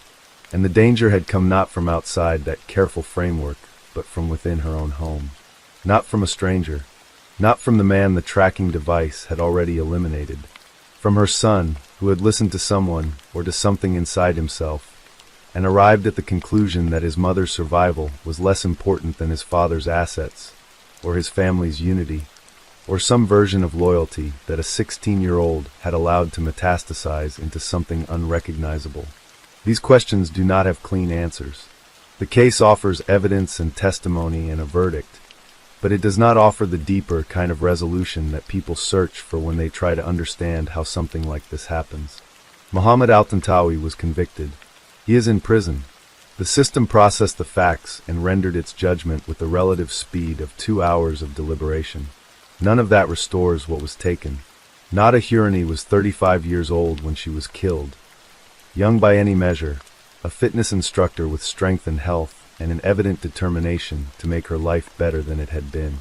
She had 3 children. She had survived abuse and had done the brave, exhausting work of leaving. She had an upcoming deposition that was supposed to be the next step in that survival. Instead, her daughter found her on the backyard patio of their home on a quiet Monday morning in August, below an open window, beside a wet rag, in a scene that had been arranged specifically to look like something it was not. The surveillance cameras, the ones that the people in that house had apparently hoped were not recording, or had tried to disable, or had simply failed to account for fully, caught the shadow in the window. It was grainy. It was imperfect. But it was enough. It was enough to show, in the merciless language of recorded footage, what the medical examiner had already determined through science, that Nada Hurney had not fallen. She had been carried, and she had been dropped, by someone who had once called her mother. Story 6. There is a kind of cruelty that wears the face of charm. It smiles when it should weep, flatters when it means harm, and arranges its victims neatly into the dark like objects rearranged on a shelf. In the winter of 2005, the city of Omaha, Nebraska, a place of wide streets, cold skies, and neighborhoods that hummed quietly through the night, became the stage for exactly that kind of cruelty. At the center of it stood a young woman from Arizona named Tiana Matheny, a girl who had once dreamed of becoming a nurse, who had once believed that love meant safety, and who would spend one terrible week allowing herself to be shaped into something she could never entirely take back. She was born on October 19, 1983, and raised in Tucson, Arizona, a sun-drenched desert city far from the cold plains of Nebraska. By her early 20s, she was enrolled in nursing school, a choice that spoke to something nurturing within her, some desire to tend to the broken and the sick. But Tiana also carried wounds of her own, wounds she had never fully learned to name. Her history included trauma, the kind that makes a person endlessly hungry for affection, susceptible to anyone who offers warmth without asking too many questions. That particular vulnerability, that need to be wanted, would prove to be the crack through which everything fell apart. It was at a party in Arizona that she first encountered Terry Sellers. He was 22, charismatic, and impossible to ignore. He carried himself with the confident ease of someone who believed the world owed him something, speaking in smooth, easy sentences that made him sound like a man who had everything figured out. He was an aspiring rapper, someone who talked about music and ambition, about recording sessions and big dreams. He had grown up in Omaha, attended 3 different high schools there without ever graduating, and had prior convictions for carrying a concealed weapon. But none of that was visible at first glance. What was visible was the charm, the energy, the way he made Tiana feel seen. She fell for it completely. Despite warnings from her own family, people who sensed something off about Sellers, who urged her to keep her distance, Tiana packed her life into a duffel bag and arrived in Omaha on February 21, 2005. She had known this man only briefly, yet here she was, hundreds of miles from home, in a city where she knew no one and nothing, bound entirely to a man whose true nature she had only begun to glimpse. The warnings she had been given began to take on a new weight the moment she crossed into Nebraska. Sellers had a best friend in Omaha named Terrell Thorpe, a quiet, calculating presence who seemed to always be nearby, always watching. Together, the 3 of them moved through those first days like people with somewhere to be and something to hide. It did not take long for the mask to slip. Sellers began revealing, piece by piece, what he had actually brought Tiana to Omaha for. He needed her, not for her affection, but for her face, for the way a pretty young woman could make a stranger feel trusted, comfortable, willing to follow her somewhere alone. The plan was brutally simple. Tiana would approach men, flirt with them, give them her number, build just enough of a connection to coax them somewhere private. And then Terry and Terrell would take everything they had, their possessions, their dignity, and ultimately their lives. He made clear, with chilling specificity, what would happen to her if she refused. One night, he pressed a .38 caliber revolver directly against Tiana's head. He told her she was not to breathe a word to anyone, that she was not a snitch, and that there were consequences for women who became problems. Standing there, feeling the cold metal against her skull, something in Tiana Matheny shifted. Whether from fear, from a psychological submission that her trauma had made too easy, or from some darker agreement she had made with herself, she decided not to run. She decided instead to comply. The 23rd of February, 2005, began with a trip to the mall. She went shopping with Terry. She got a manicure.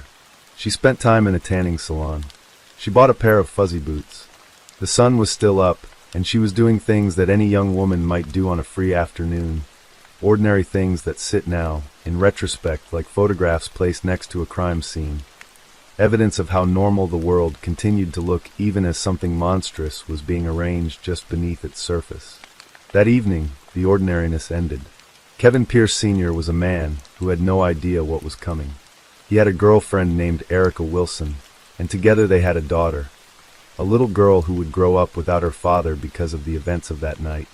Kevin had met Tiana, spoken with her, found her friendly and approachable. She had given him her number, smiled at him in the way she had been told to smile, and now she called him and told him to come meet her near an apartment complex close to 65th Street and Grand Avenue in North Omaha. He came. He had no reason not to. Tiana led him into position.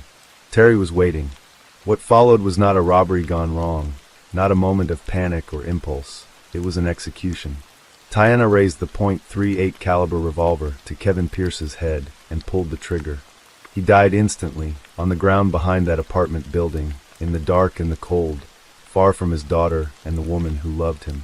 The rims were stripped from his car before anyone drove away, removed with the calm efficiency of people who had thought the whole thing through. By the time the sun came up the next morning, Kevin Pierce was gone from the world, and the trio had scattered into the night as though nothing had happened. Omaha Police Detective Steve Henthorne arrived at the scene and found himself staring at a puzzle with no obvious corners. There were no witnesses to the shooting, no one who had seen a car drive past, heard the gunshot, or noticed anything unusual. The victim's car had been partially stripped, its rims removed and hidden. There were no identifiable fingerprints. The investigation was wide open. The detective stood in that cold parking lot knowing that somewhere in his city, the people responsible for this were still moving freely, and that he had almost nothing to go on. Less than 24 hours later, the city gave him another body. Victor Ford Jr. was found just a few blocks away, at 4403 North 62nd Street. He too had been shot in the head with a .38 caliber weapon. He too had been lured there by Tiana Matheny. Two men killed in as many days, both in the same part of North Omaha, both by the same weapon, both without a single witness. The city was frightened. The detective was pressing harder, but the killers were still free. Terrell Thorpe had played his role carefully throughout. He did not pull triggers. He was the one who had provided the revolver used in both killings, who had served as a lookout and getaway driver, who had handed Tiana Clorox wipes afterward and instructed her to wipe down the inside of Ford's vehicle, erasing any trace of their presence. He was methodical, unhurried, precise in the way that only someone with no conscience can be precise. He and Sellers had grown up together, had built their friendship on shared recklessness, and now they were connected by something far darker than friendship, by two bodies and a gun. There had been a third target. His name was Dwayne Kearney, and he was supposed to be the final piece of the scheme. Tiana was to lure him just as she had lured the others, bring him to the parking lot of the Maple View apartment complex near 104th Avenue and Maple Street, and let the machinery of violence do the rest. But Dwayne Kearney did not follow the script. When the moment came, he fought back. Shots were fired and missed. Kearney fell but did not stop moving. A witness in a nearby apartment was jolted awake by the sound of a gunshot and looked out to see a man on the ground being struck by two people, a woman participating in the assault. He called 911 immediately. Sellers, in the chaos, produced a knife and stabbed Kearney. Police arrived to find Dwayne Kearney bleeding and alive, a man who had refused to become the third victim of a woman who had already helped end two lives. In the aftermath of the struggle, investigators linked the .38 caliber revolver recovered at the scene to the two murders. The gun was the thread that unraveled everything. Within days, both Terry Sellers and Tiana Matheny were arrested and charged. Terrell Thorpe was identified through phone records and other investigative work. The case that followed was one of the most emotionally charged in Omaha's recent memory. In December 2007, during the trial of Terry Sellers, Tiana Matheny stood in the courtroom and entered a guilty plea to second-degree murder and 2 counts of conspiracy to commit murder. In exchange for her testimony against Sellers and Thorpe, prosecutors had dropped 2 counts of first-degree murder, 3 weapons charges, and a drug charge. She faced a maximum sentence of life plus 100 years. In a strong, steady voice, she described the scheme from beginning to end. The mall visit, the fuzzy boots, the phone calls, the apartment complexes, the revolver against Kevin Pierce's head. Erica Wilson, Kevin Pierce's girlfriend and the mother of his daughter, sat in that courtroom and watched. She was not moved by Tiana's tears.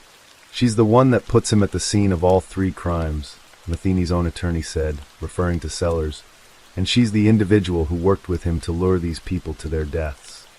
But Wilson cut through the legal maneuvering with something rawer and simpler. "I understand that they need her testimony to convict the others," she said, "but she first still took someone's life. He was my boyfriend at the time, and we had a daughter together. A daughter who would now grow up asking questions about her father and receiving answers that no child should have to carry." Terry Sellers was convicted and sentenced to life in prison. Terrell Thorpe was also found guilty as an accomplice under Nebraska law, which holds that a person can be held responsible for a death that occurs during the commission of a felony they helped plan, even if they did not pull the trigger themselves. Thorpe, too, received a life sentence. The courtroom drama had a final, chilling footnote. Matheny testified that while waiting to be transferred between facilities, she had encountered Thorpe in a holding cell. He had not said, "Tell the truth," or even "Lie for me." He had said simply, "Don't come to court." The reason, prosecutors argued, was obvious. He knew what she would say, and he knew it was true. As for Tiana Matheny, she was sentenced to up to 80 years in prison. She told the court she was almost positive she would spend the rest of her life behind bars. She did not. In 2023, she was released, her time served deemed sufficient under the terms of her plea agreement. The news struck many in Omaha, and particularly the families of Kevin Pierce and Victor Ford, with the force of an open wound. Terry Sellers, whose supporters claim he was wrongfully convicted and who maintains that Tiana Matheny was the true architect of the killings rather than merely an instrument of his direction, continues to serve his life sentence in the Nebraska State Penitentiary. His supporters point to an alleged alibi witness, a woman named Jam Alexander, who reportedly told police she was with Sellers in a motel room during the night Victor Ford was killed. Testimony that, they argue, was never properly presented at trial. What endures from this case is not simple. It is not a clean story of monster and victim, though Kevin Pierce and Victor Ford were victims in every sense, men who were deceived and destroyed by people they had no reason to distrust. It is also the story of what happens when a vulnerable person meets a predatory one, when the hunger for belonging is expertly exploited, when someone is told, with a gun to their head, who they are supposed to be. Tiana Matheny chose to pull the trigger. That cannot be undone. Kevin Pierce's daughter will carry that truth for the rest of her life, as will Victor Ford's family, as will the city of Omaha, which buried 2 of its sons in the same cold week and asked, as it still asks today, how something so brutal could move so quietly through its streets, wearing the face of a manicure, a tanning session, and a pair of fuzzy boots. Story 7. Mount Moriah Cemetery sits at the edge of 2 worlds.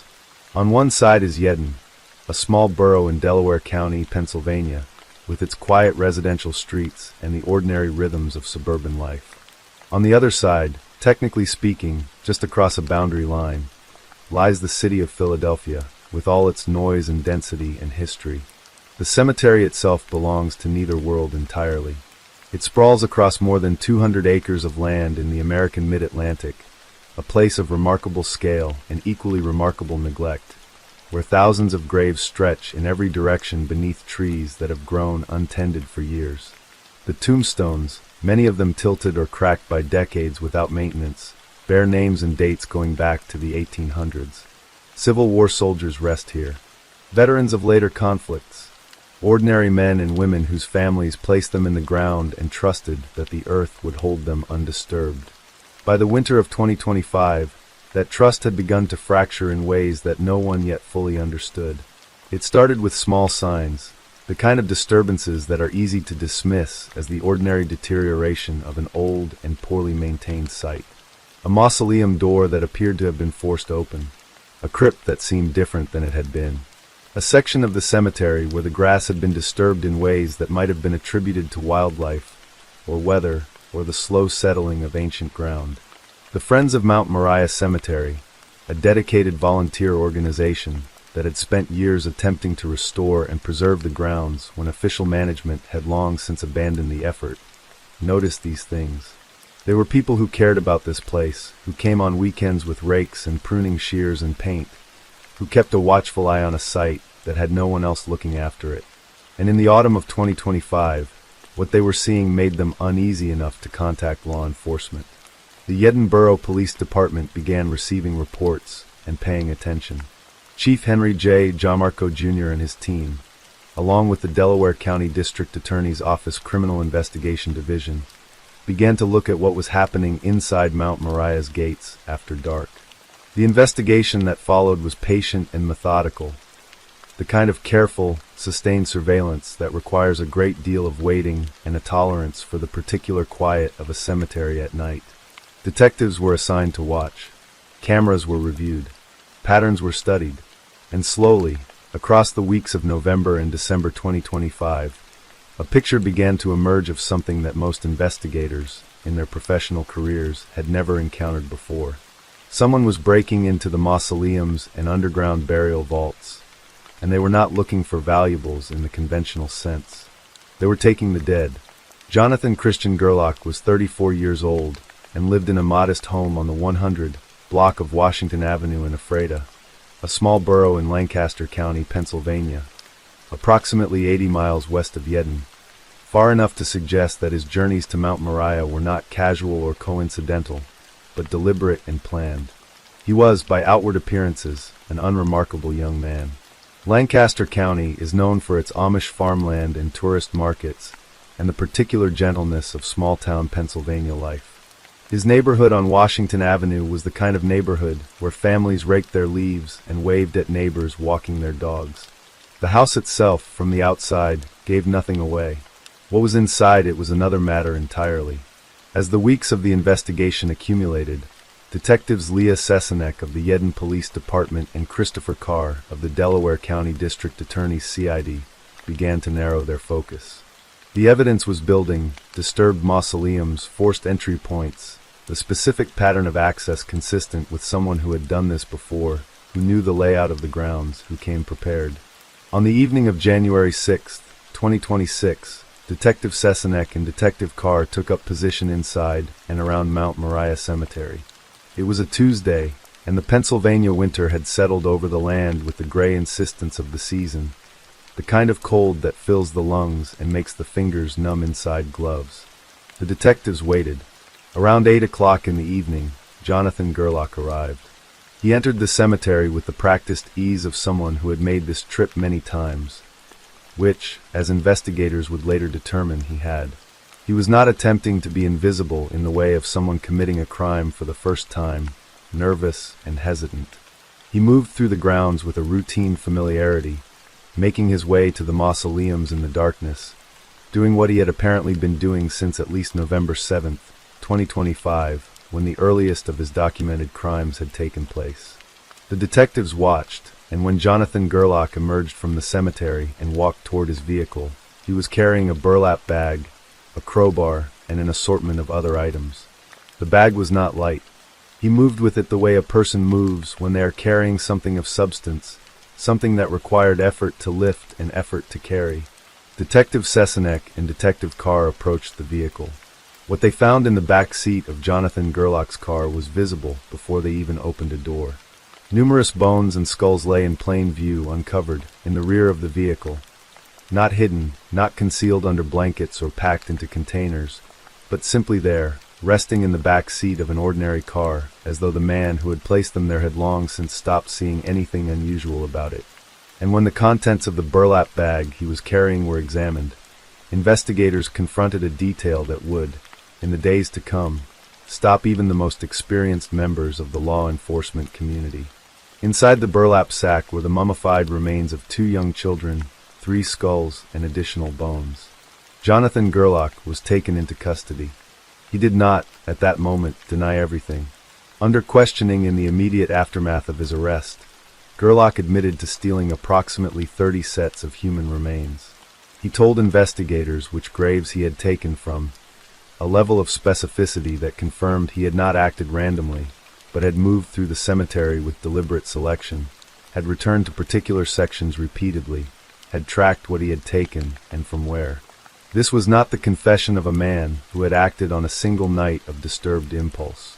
This was the admission of a man who had spent months conducting what amounted to a systematic operation, site by site, vault by vault, night after night across the dying weeks of autumn and the first days of winter.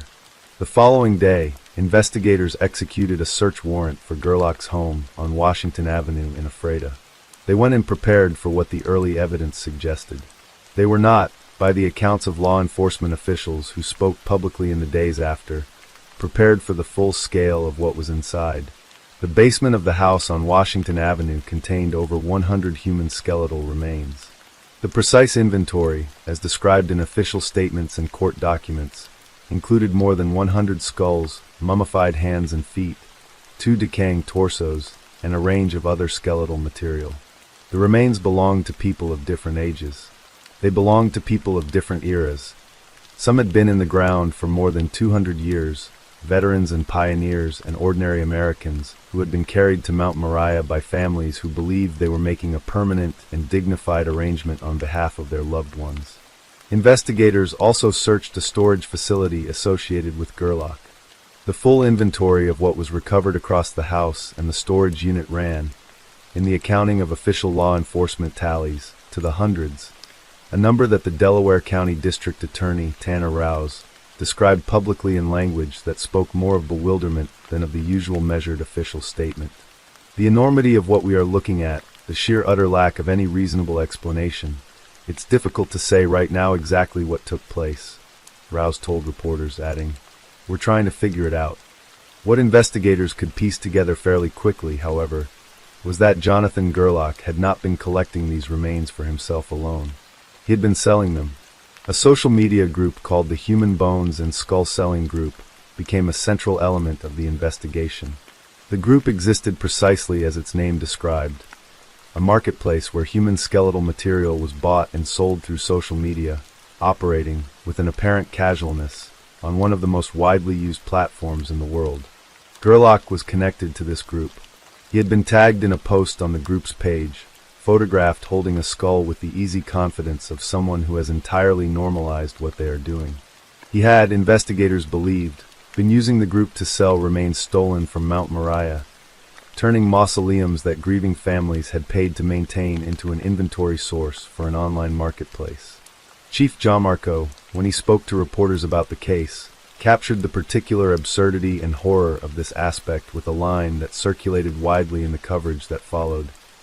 "I can't sell my grandchildren's old car seats, but I can go on Marketplace and sell a skull." It was not a funny observation. It was a furious one. The statement of a law enforcement official confronting the gap between the platform's content policies and the reality of what had been facilitated across it. On January 8, 2026, Jonathan Christian Gerlach was arraigned and charged with 496 counts spanning an extraordinary range of offenses. The charges included 100 counts each of abuse of corpse, theft by unlawful taking, and receiving stolen property. They included 26 counts each of burglary, criminal trespass, intentional desecration of a public monument, intentional desecration of a venerated object, intentional desecration of historical lots and burial places, and criminal mischief. They included 14 counts of criminal trespassing under additional statutes. Each count corresponded to a documented act, a specific grave violated, a specific set of remains disturbed, a specific piece of evidence tied to a specific location within the cemetery grounds. Bail was set at $1 million cash. Gerlach was held in Delaware County Prison. The scale of the investigation, which had drawn in not only the Edinburgh Police Department and the Delaware County District Attorney's Office, but also the Philadelphia Police Department, the Lancaster County District Attorney, the Ephrata Police Department, the Delaware County Medical Examiner's Office, and the Lancaster County Coroner's Office, spoke to how quickly the case had grown beyond the boundaries of a single jurisdiction. Mount Moriah Cemetery straddles both Yedden and Philadelphia, and the crimes had taken place across both sides of that line. Additional charges were confirmed as pending for thefts committed on the Philadelphia side of the grounds, expanding the case further still. For the families of those buried at Mount Moriah, the investigation's findings arrived as a particular kind of devastation, one that is difficult to name precisely because it sits outside the ordinary vocabulary of loss. The people in those mausoleums and burial vaults had already been mourned. Their families had already endured the grief of death and burial and the hard years of learning to carry an absence. What Jonathan Gerlach had done was reach backward into that grief and disturb it in a way that most of those families had never imagined needing to fear. The people they had buried were gone, and now some of them were gone in a second and entirely different sense, their remains having passed through a burlap bag in a car back seat in a Pennsylvania basement and potentially an online marketplace. The Yedden Police Department moved immediately to attempt notifications. Chief Gianmarco issued a direct public appeal to any family with a loved one interred in a mausoleum or underground burial vault at Mount Moriah, asking them to contact the department. The process of identifying whose remains had been disturbed and whose had not was complex, time-consuming, and deeply distressing for everyone involved. The investigators who had to conduct it, and the families who were waiting to find out whether the person they had buried was still where they had been placed. Mount Moriah Cemetery had a history that, in the context of this case, made the violation feel even larger. It was not simply a cemetery. It was a place of genuine historical significance, a site where, among thousands of others, Civil War veterans had been laid to rest, where names carved into stone connected the living to generations of American history, going back more than 2 centuries. It had, over the decades, fallen into disrepair after its commercial management company abandoned active maintenance. The Friends of Mount Moriah Cemetery had been working for years to preserve it, a volunteer effort driven by a sincere sense of duty to the dead and to the families who had placed them there. These were people who came on weekends to clean and restore and protect a space that had no official protector. Their early reports to law enforcement had been among the first indications that something was wrong inside those gates. The method that Gerlach allegedly used to gain entry to the mausoleums added another layer of calculated effort to the portrait that was emerging. According to court records and law enforcement statements, he had rappelled into some of the enclosed structures, using rope or similar equipment to lower himself through openings or from elevated positions into spaces that were otherwise sealed. This was not opportunistic vandalism. This was a sustained physical operation requiring preparation, equipment, physical capability, and repeated commitment. Someone who rappels into mausoleums and returns on multiple nights over the course of 2 months has not stumbled into a crime. They have constructed one, deliberately and over time. As January 2026 moved into February and March, the legal proceedings around the case began to move through the court system with the characteristic pace of complex, multi-charge criminal matters. The preliminary hearing scheduled for January 20th was postponed. The February date did not hold either. By March 2026, the hearing had been delayed again, at the request of Gerlach's public defender, who cited new information received by the defense without specifying its nature. The hearing was rescheduled to April. In the meantime, the investigation remained, in the language of the official statements, active and ongoing. Multiple locations were still being searched. The full accounting of what had been taken, and from whom, was not yet complete. CBS News Philadelphia confirmed, through sources close to the case, that additional charges were forthcoming for thefts on the Philadelphia side of the cemetery, expanding an already staggering charge sheet further still. Among the most quietly unsettling elements of the case, beyond the sheer scale of the crimes, was the visibility with which at least some of the activity had apparently been conducted. The Facebook group, the photograph of a man holding a skull, tagged publicly. The back seat of a car with bones and skulls lying in plain view, not concealed, not hidden, as though the person transporting them had arrived at a place where the ordinary signals of shame or concealment had ceased to function. Delaware County District Attorney Tanner Rouse, standing before reporters in the cold of a January afternoon, acknowledged what he was looking at with a directness that suggested a man still processing the full dimensions of the case he had inherited. For the residents of the neighborhood on Washington Avenue in Ephrata, the days following Gerlach's arrest brought a particular species of shock, the kind that comes not from violence, but from proximity to something one's imagination had never prepared for. Neighbors spoke to reporters about the ordinary surfaces of their block, the unremarkable house on the 100 block, the man who had lived there without apparent incident or drama, without any external sign that within those walls lay the accumulated plunder of a cemetery, the remains of more than 100 people arranged in a basement in ways that investigators described with a careful professionalism that barely contained the horror underneath it. Mount Moriah Cemetery itself, as of early 2026, remained the subject of an active and ongoing forensic effort. Law enforcement teams continued to work through the grounds, attempting to determine the full scope of the violations, which structures had been entered, which had not, which graves remained undisturbed, and which had been stripped by a man with a crowbar and a burlap bag and a car left running in the dark outside the gate. Jonathan Christian Gerlach, held in Delaware County Prison on $1 million bail, awaited the continuation of his preliminary hearing. He was 34 years old.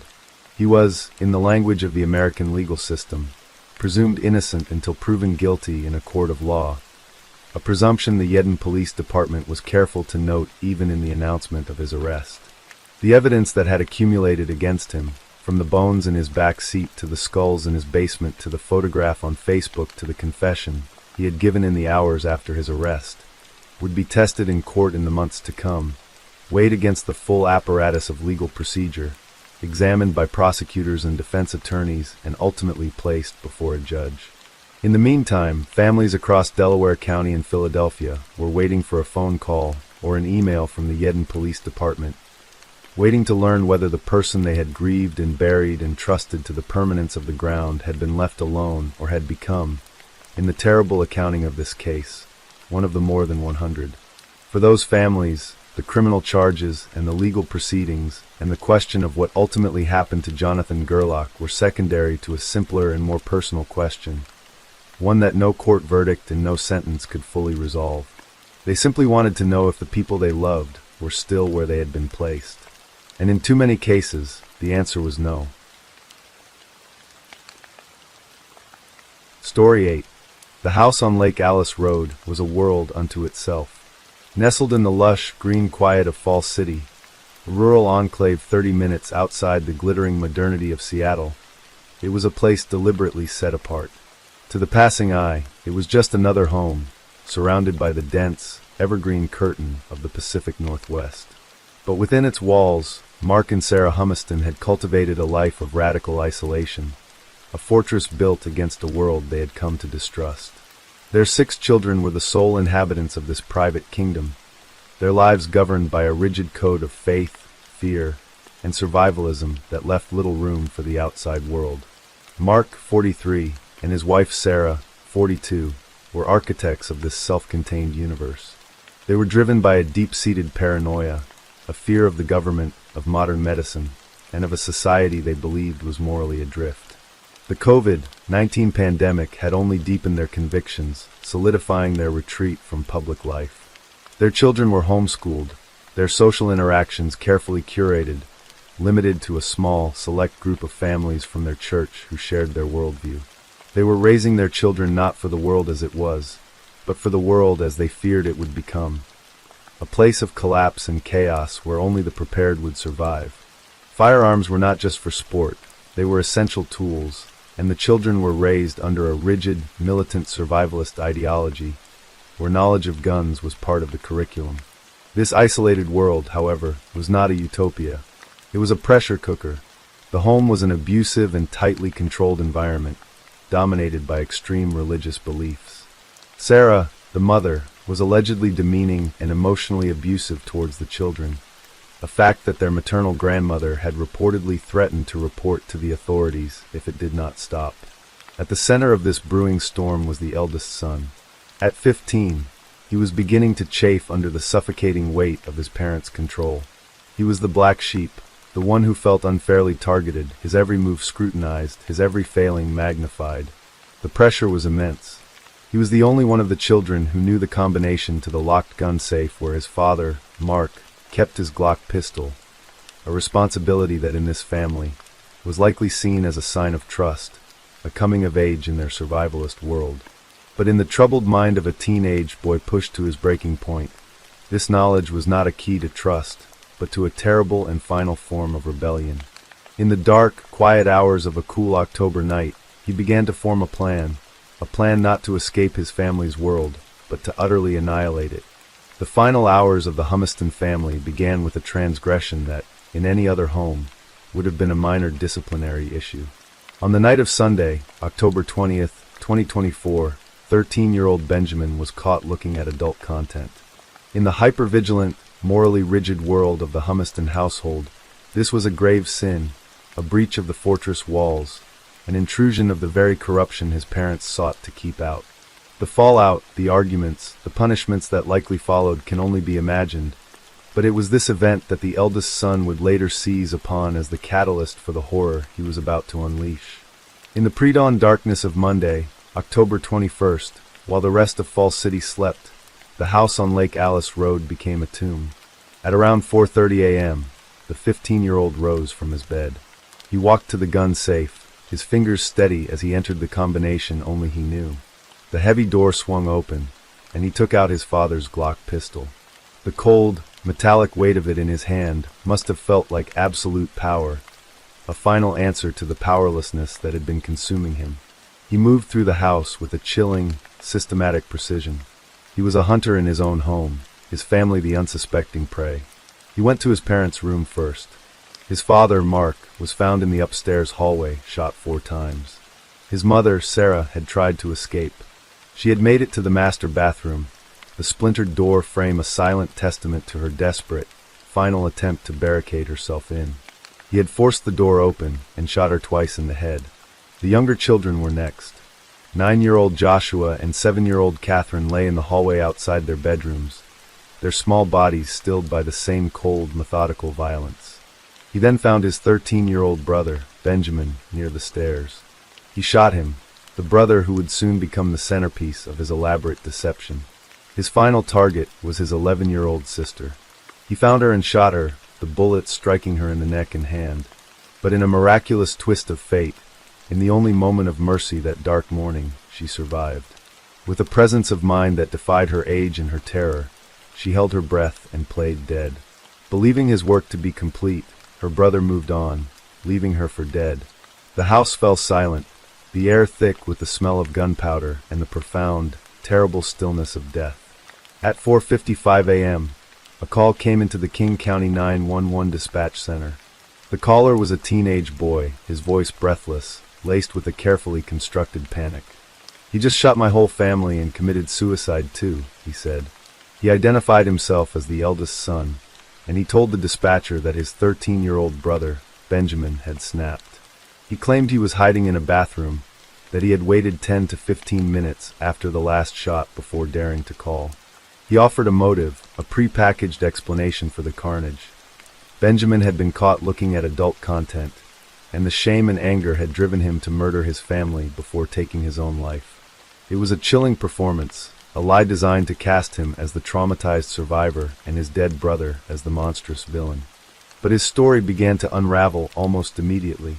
7 minutes after his call, at 5:02 a.m., a second, frantic call came into the 911 center. It was from a neighbor, Bradley Denise. A child was at his door, ringing the doorbell over and over, hysterical. It was the 11-year-old Humiston girl. She was bleeding from her neck and hand, but she was alive, and she had a story to tell. She had escaped through a window and run for her life. She told the dispatcher that her family was all dead, but it wasn't Benjamin who had killed them. It was her eldest brother. He was the one who had shot her. She had played dead, and it had saved her life. When the first King County Sheriff's deputies arrived at the scene at 5:12 a.m., they found the 15-year-old waiting for them in the driveway. He offered no resistance as they took him into custody. They then entered the house, stepping into a scene of unimaginable horror.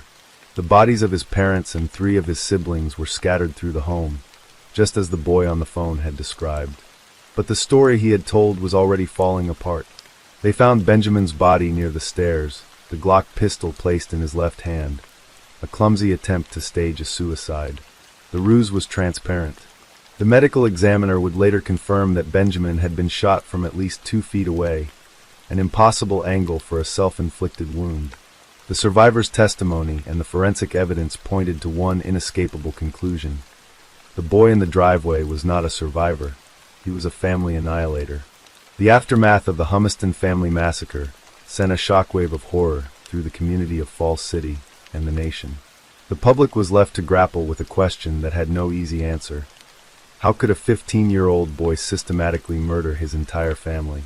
The investigation that followed began to peel back the layers of the family's isolated world, revealing a life that was, to the outside, a mystery. Friends and neighbors described the family as active in their church community, but also as intensely private and insular. The children were rarely seen interacting with peers outside of a small, church-approved circle. As the legal proceedings began, the picture became darker. The defense, in court filings, painted a portrait of a deeply dysfunctional and abusive household, a tightly controlled environment dominated by extreme religious beliefs and a militant survivalist ideology. They alleged that the mother, Sarah, was abusive and demeaning to the children, claims that were reportedly corroborated by the children's maternal grandmother. The eldest son, the accused, was allegedly singled out, the black sheep, who bore the brunt of this toxic family dynamic. The defense began to build a narrative not of a cold-blooded killer, but of a victim of long-term abuse who had finally and horrifically snapped. The legal system was now faced with a complex and delicate task. On October 22nd, the day after the murders, the accused was scheduled for his first court appearance, but he chose not to attend. A judge ordered him to remain in juvenile custody and to have no contact with his surviving sister. On October 25th, he appeared in court for the first time, quiet and expressionless, his gaze fixed on the judge's bench as the gravity of his situation began to unfold. He was charged with 5 counts of first-degree aggravated murder and 1 count of first-degree attempted murder. The most critical question facing the court was not one of guilt. The evidence was overwhelming, but of jurisdiction. The King County Prosecutor's Office filed a motion to have a discretionary decline hearing, a legal proceeding to argue that the case should be moved from juvenile court to adult court. The stakes of this hearing were monumental. If the case remained in juvenile court, the maximum sentence he could receive would be confinement until the age of 25, at which point he would be released. If he were tried and convicted as an adult, he would face a sentence of 25 years to life in prison. The hearing was set for June 4, 2025, a date that would determine the entire future of the boy who had ended his family's future in a single bloody morning. The defense attorneys, arguing that their client's version of events was forensically viable despite the evidence, sought to delay the hearing, needing more time to prepare and to counter the prosecution's narrative. They planned to argue that the accused was a product of an abusive and extreme environment, a factor they hoped would persuade the judge to keep the case in the juvenile system. The case of the Humiston family is a chilling American tragedy, a story that speaks to the dark undercurrents of extremism, isolation, and abuse that can fester behind a placid suburban facade.